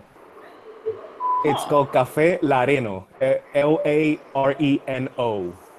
That is a really good coffee, and I really recommend that on top of the ones that I said previously. Can you spell that one more time? Yeah, Lareno, Lareno. Oh, here we go. It Lareno. popped up. Loreno coffee. It's a green bag, and it has like a weird flag that's blue and red. Oh, okay. Yeah, I found it. It's got a person grabbing coffee beans. That brand is a really good one as well. Well, shit, you guys are expanding my horizons now when it comes to coffee. I don't know what I've been missing. I love me some coffee. I do drink a lot of it, so I should be more like, I should, expand out and try different kinds, but I just drink the shitty one and don't even think about it. I think it's been a month since I've had coffee. Coffee. Really? You drink black coffee? You can't? See, I can't drink it black. Although I want these to. coffees, I recommend that you drink them black first because they're Really? kind of sweet. Oh, okay, that might be Yeah, good. they're naturally sweet. Looks. I like black coffee. It looks good and like it smells good. And then when you add in I use the liquid creamer, it kind of takes away the smell and whatnot. And so it's like, oh, it's not as, I don't know. That's kind of a stupid first world problem complaint. But I'll have to drink those ones black. If they're sweet, then that's good. Because I don't add like a shit ton of creamer. Puerto Rican coffee. That's a sin, man. I wouldn't know. Because then I wouldn't be able to even tell. It just tastes like milk, my shitty French vanilla creamer. So then I wouldn't. Like use our regular milk or nothing at all, basically. Yeah. I mean, I can't drink coffee anymore, so I'm basically gonna live vicariously through you at this point. But yeah. I was a vegetarian, so sometimes I would add a bit of unflavored soy milk or almond milk, just straight up, like nut water, I guess. Those are really good. Almond milk is so good. I've yet to try it. I love coconut milk though. There's this brand called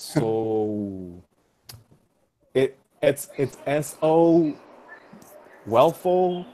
They have it at Costco. Like if you go to Costco, they have. I was gonna say that sounds familiar to me. There's that brand. They basically have the whole. It's like the 12 packs of the cartons. They have it for, I think it was $15 last time I went this weekend. Oh, that's not bad, huh? Which is really not bad. I mean, no, that's not bad. Like a buck a carton, it's really not that bad. And it's really good. It's got a lot of nutrients. It's just a great way to clean your body out as well. So I recommend having this type of coffee with something unflavored because the taste is it's sweet, but at the same time it's bitter. So maybe the bitter part might at first put you off. So I suggest adding something that's unflavored first. I mean, I'll try it. Yeah, I'll try it black first, and then maybe I'll try adding I mean, obviously add sugar though. Yeah. Oh yeah. Important that you add sugar, at least 2 teaspoons. Yeah. Yeah, I have to add sugar or one of the sweet and low packets. I usually add those too, on top of the creamer. I put nothing in my coffee. That's good though. You are hardcore. I know that is hardcore. That's really hardcore. My mom, the first time she had black coffee, she made the weirdest noise. It was like the sound of a dying frog who got scratched by a cat. And instead, the first time I took a drink of black coffee, I was just chill. Yeah, but what brand is that though? Because I wouldn't dare to drink one of the coffees that we produce here with nothing at all. I mean, every time I go to the States, I get angry because I'm basically drinking watered down. Yeah, bean water. I'm basically coffee bean water. It's like watered down coffee bean water. I mean, as redundant as that sounds, that's what it tastes like. And whenever I come back home, it's like, oh, coffee tastes like something. You know what's not super good is, even though like I drink it once in a while, Starbucks coffee, if you just have it like the less that they add to it, if it's just like more closer to black coffee, like there's one, the what is it? The skinny vanilla latte. They don't put like a ton of stuff in it. But when you really taste like the true flavor of the coffee, their coffee kind of tastes weird to me. Like I'm not like the biggest fan. I like Seattle's Best more than Starbucks personally, but they had the only one that was close to me on my campus closed down, and they replaced it with a Starbucks. And now it's like, oh, okay, so I'm just forced to drink Starbucks or nothing. So yeah, Starbucks actually has a Puerto Rican blend. At least in Puerto Rico they do. Starbucks does? Yeah, you know that you go to Starbucks, they have the bags of the different types of beans, like they have the African blend or whatnot. Right. Here, at least here in Puerto Rico, they carry up like a Puerto Rican blend made from Puerto Rican beans. Oh really? Maybe I just have to try a different like type, because I don't go there like super often though, just because it's like just make my own coffee. But yeah, I haven't really branched out, so maybe I'm just trying with the one that I don't like, which is just the skinny vanilla latte, which is what I got last time anyway. So that's what's close, more recent in my mind. And yeah, it was okay, but it was like the coffee itself, the flavor, it's just, I don't know. But maybe I'm just complaining because I'm trying to be a hipster and like shitting over Starbucks because it's popular. It could be. I made up a joke about Starbucks coffee. Say that again, Leon. And I put it on. I came up with a Yo Mama joke related to Starbucks, and I also posted that on Pornhub. Did you really? Yeah, of course. It was Yo Mama is so busy, her pumpkin spice latte from Starbucks ain't acidic enough to neutralize her. The best part is that you posted it to Pornhub too. That's amazing. You have the best account in Pornhub, clearly. Like, I mean, nobody can fucking match that shit. That's amazing. I'm gonna have to. Now I'm going to have to check that out, because that is. Yeah. What's your Pornhub handle? I need to see these comments. I know. I'll send you link me. I'll send you the video where that comment is. DM me on Twitter and link me. That's perfect. Oh wait, I'm gonna wait so all the pop-ups don't like pop up and overwhelm my. Well, I don't know if they don't have pop-ups really. Mike, you talked about co-hosts, right? Not too much. Say that again, Cam. You talked about co-hosts, right? Yeah, so there's a couple different things. So eventually I want to do a co-host like on the show, kind of like in studio. I think that would be really cool. But I think it would be really neat to have like a lot of viewer generated content, mostly from you guys, since I know I can trust you guys because I've talked to you when I take like a vacation and stuff. I think that'd be cool. Yeah, because I've been meaning to reach out to you when I first finished this. I heard that. So I wanted to come on the show and just spread the word, because I had no other way of getting it out there. I think that you should do something like that. I think that first of all, because I got a couple of interviews lined up for the next couple of weeks, but make a video. If I can't bring you on, I think you should make a video, and I'll post it, where you kind of talk about it. I think that's really, really cool what you did, and I want you to get some exposure to it for it. But make sure that you have a way to get it so people can download it digitally, because I know there's a lot of people that want to read it that they said in the comment section. So I think that would be cool. And I think I'll put a download as my website on the Twitter thing. Yeah, you should. That would be cool. And if you can, like, I know it's difficult, but since it's 99 pages, if you can like compress it to like key tenets to kind of give people like the overall rundown of what the party stands for, and what you're going to be pushing for. If you can like reduce it down to 10, that'd be more easily consumable. And that might be an easy way to present it in terms of like video form. But in terms of like getting it out there, I think it'd be cool if you could like put it on your Twitter link, just the whole document itself, because I think people would want, especially because you have to. Yeah, you have to include yourself in it, because the fact that you're 16 like makes it that much more amazing. The fact that anyone like writes a party manifesto, that's huge. But you're 16 years old, so I think that you have to like don't exclude yourself from it. I think you should like really, hey, I'm 16 and I wrote this, because I think that's awesome. Definitely gonna do that, and I'm thinking about trying to make a graphic that basically summarizes what the party is all about.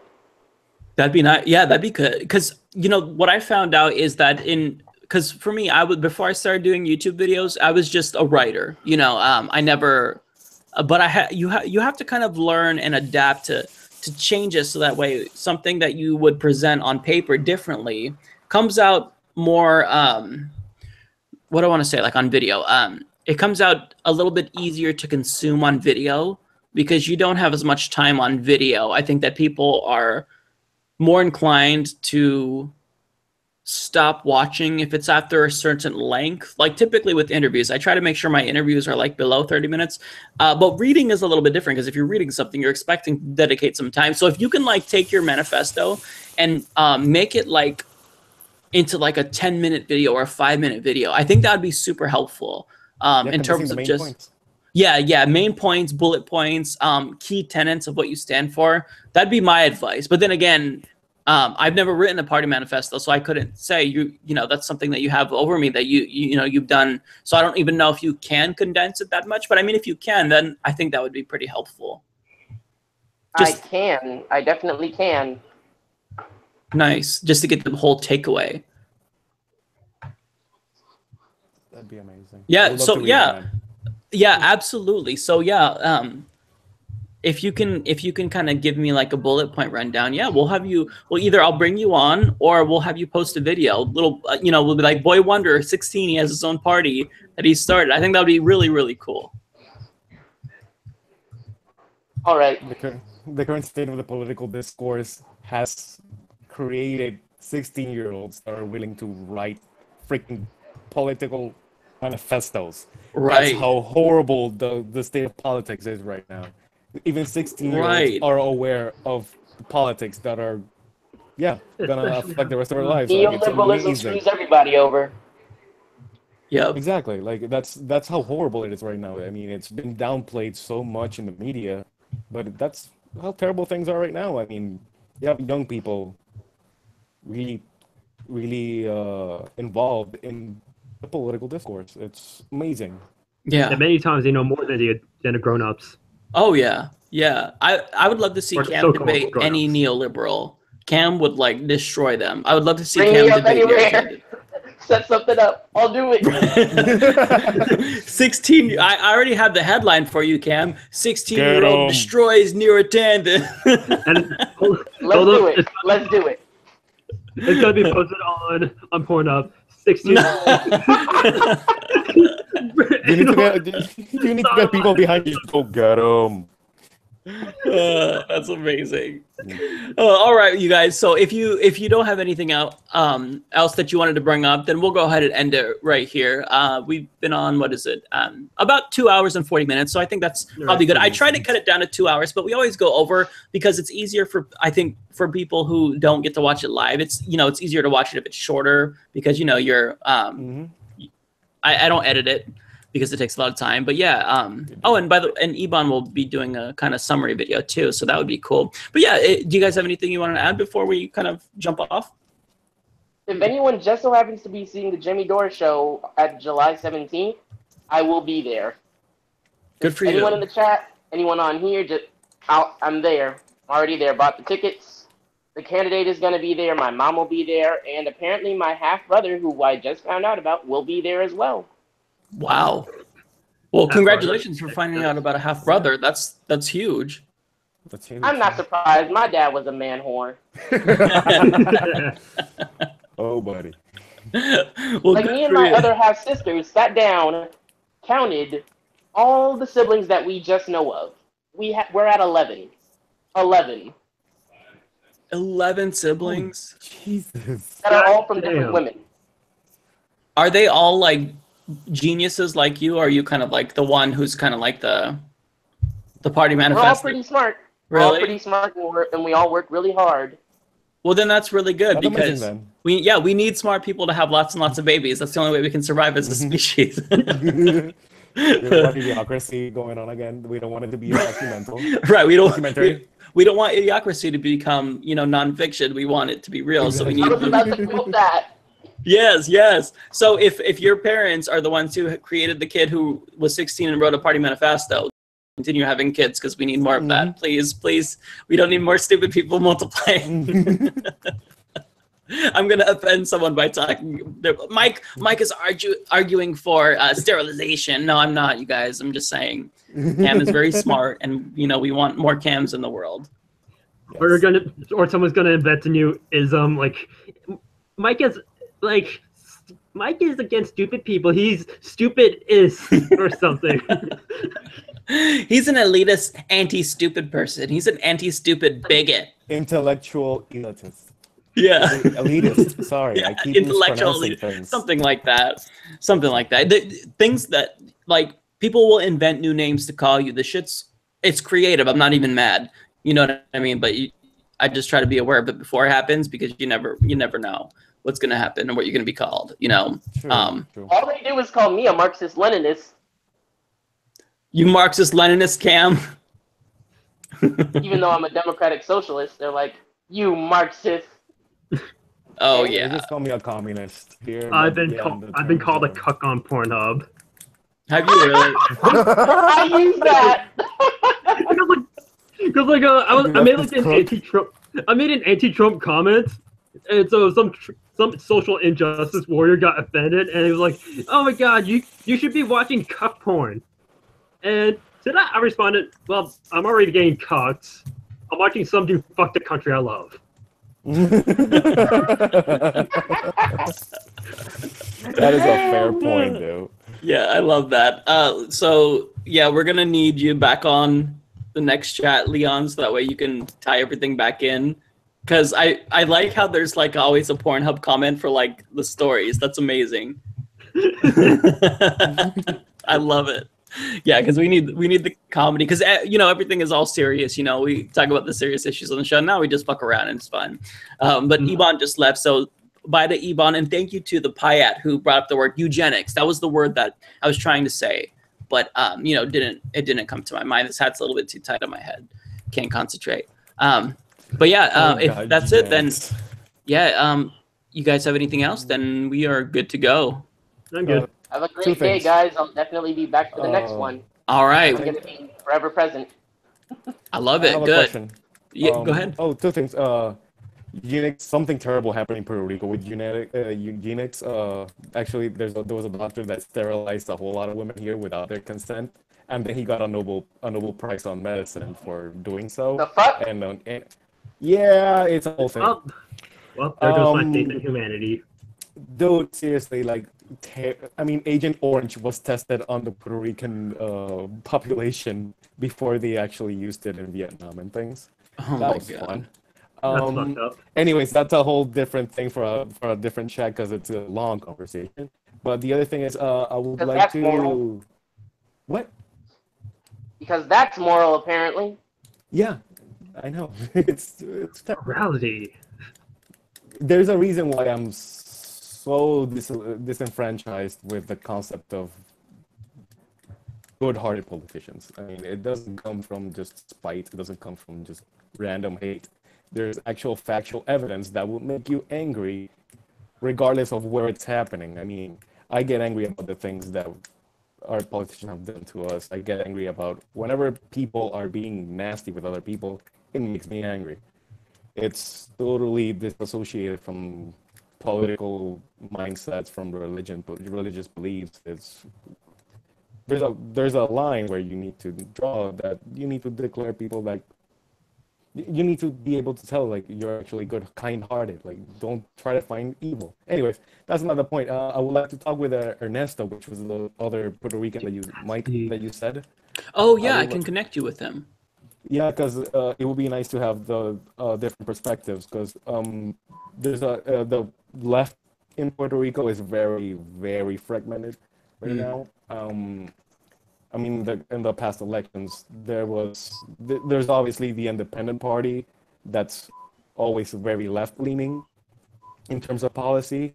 The Popular Democratic Party is it's like the Hillary Clinton wing of the Democratic Party. Actually, they fully endorsed Hillary during the primaries here and everything. I mean, they're literally the Hillary Clinton of mindset here. And also you had like 3 other parties that were also left-leaning in terms of policy, and so you have all these different visions of what the progressive wing should be. And I would like to see what Ernesto's view is on things as well. Yeah, nice to see like a different viewpoint. I think he would be down because he I don't remember how I brought up. I don't know if it was on the main show or if he watched one of the chats, but he knows that I'm in contact with you, and he was really excited about that because he knows that me and you were going to be thinking about like a video idea to do on Puerto Rico, and he was like, "Yeah, I want to get on board. You know, I think that you can cover this, and that, and whatnot." So I think he'd be down. Can you? Oh wait, no, I already have your email address because you sent me articles. So can I just email him your email address and tell him to reach out? Oh, sure. Yeah. Okay, yeah, because I'm sure he'd love it because, like you said, you know, it's kind of difficult to come by someone who is of the same mindset, you know. So I think he'd love it. It'd be great for you guys. We could get together and actually get some talking points, specific talking points, because I'm guessing if we are going to talk about Puerto Rico on a segment or something, we need to establish I only know this term in Spanish. It loosely translates to the paradigm, the way of seeing things, the reference. Like we need to establish a reference point. We need to establish a reference point. Like know what reference point we're using for our arguments. So we need to establish that with him first before we actually start exposing things on Puerto Rico. Yeah, I don't want it to be a biased thing where I just take things from a leftist perspective, from my own perspective, or his own perspective. I want things to I would like to establish facts, like objectively, this is what happened. This is what it has led to, without any other outside mentalities ruining the argument. That's what I would like to establish with him. Right, and to kind of like, since there's so much going on, kind of like focus in on like one particular area, and then like branch out, you know, after that, and you know, see like what else, you know, can be covered, what brings it all into focus. Yeah, I think that would be really helpful if you guys did get in touch beforehand, because he sent me a bunch of articles and you sent me a bunch of articles. It's too much, and it's kind of difficult to focus. Yeah, it's kind of difficult to focus. So, and I don't want it to be driven by me by any means. I want it to be driven by you guys, and I want it to be, you know, done right. No, seriously, like your way of seeing things is amazing. There's a reason why I follow your channel, and I. Oh, thanks, man. I literally, like, I have few accounts that I give to monthly, and one of yours is one that I have no problems just subscribing to your page, because it's really something. You're doing something that not a whole lot of people do. You're very clear about your way of seeing things. You're never trying to mislead people into a way of thinking. You're always very honest in the way you say things, in the way you expose news. Well, I appreciate it. That's truly very unique. And I think I said this in the last chat as well, but I'll keep saying it because and just keep being that way the way you are. Well, thank you, man. I certainly try, and I kind of view you as the same way, because, you know, you're someone who I trust, you know, in terms of like when you tell me what's happening from Puerto Rico, the way that you explain it by drawing it back to the United States, it's really helpful in helping me to grasp what's actually going on. Because, you know, there's people that will reach out and tell me what's going on in their country, but it's really difficult, like, to explain it to someone. You have to try to draw parallels in what they're experiencing in their country. So the way you kind of tie it back to media bias and corruption, and I think that's super helpful. So I think that you're also, you know, you're someone I respect too. Same category. You do great. You're phenomenal at explaining things, and I would know nothing if it weren't for you. So I appreciate what you're doing too. Well, thank you. And again, I'm sorry if sometimes I'll screw up my accent. Oh, you're perfectly fine. I don't get to practice a whole lot. No, you're doing perfectly fine. Yeah, just Don't mind. All right. Well, hey, we'll leave it there. So, thank you guys. This has been fun. Yeah, and we'll do it again. And I'll try. My goal is to send out the link further in advance so that way people can prepare next time. So yeah. Anything else? Then we'll take off. It was nice talking to you all and seeing you all again. It was nice seeing you. Bye, guys. I gotta go get me some spaghetti now. I gotta do my My mom decided to make spaghetti. I'm gonna go back to lurking on Pornhub and making comments. Well, you have fun. Have fun, you guys take it easy. Have a good See day. you. You too. Take care. Bye, Mike. Bye. Take care, Cam.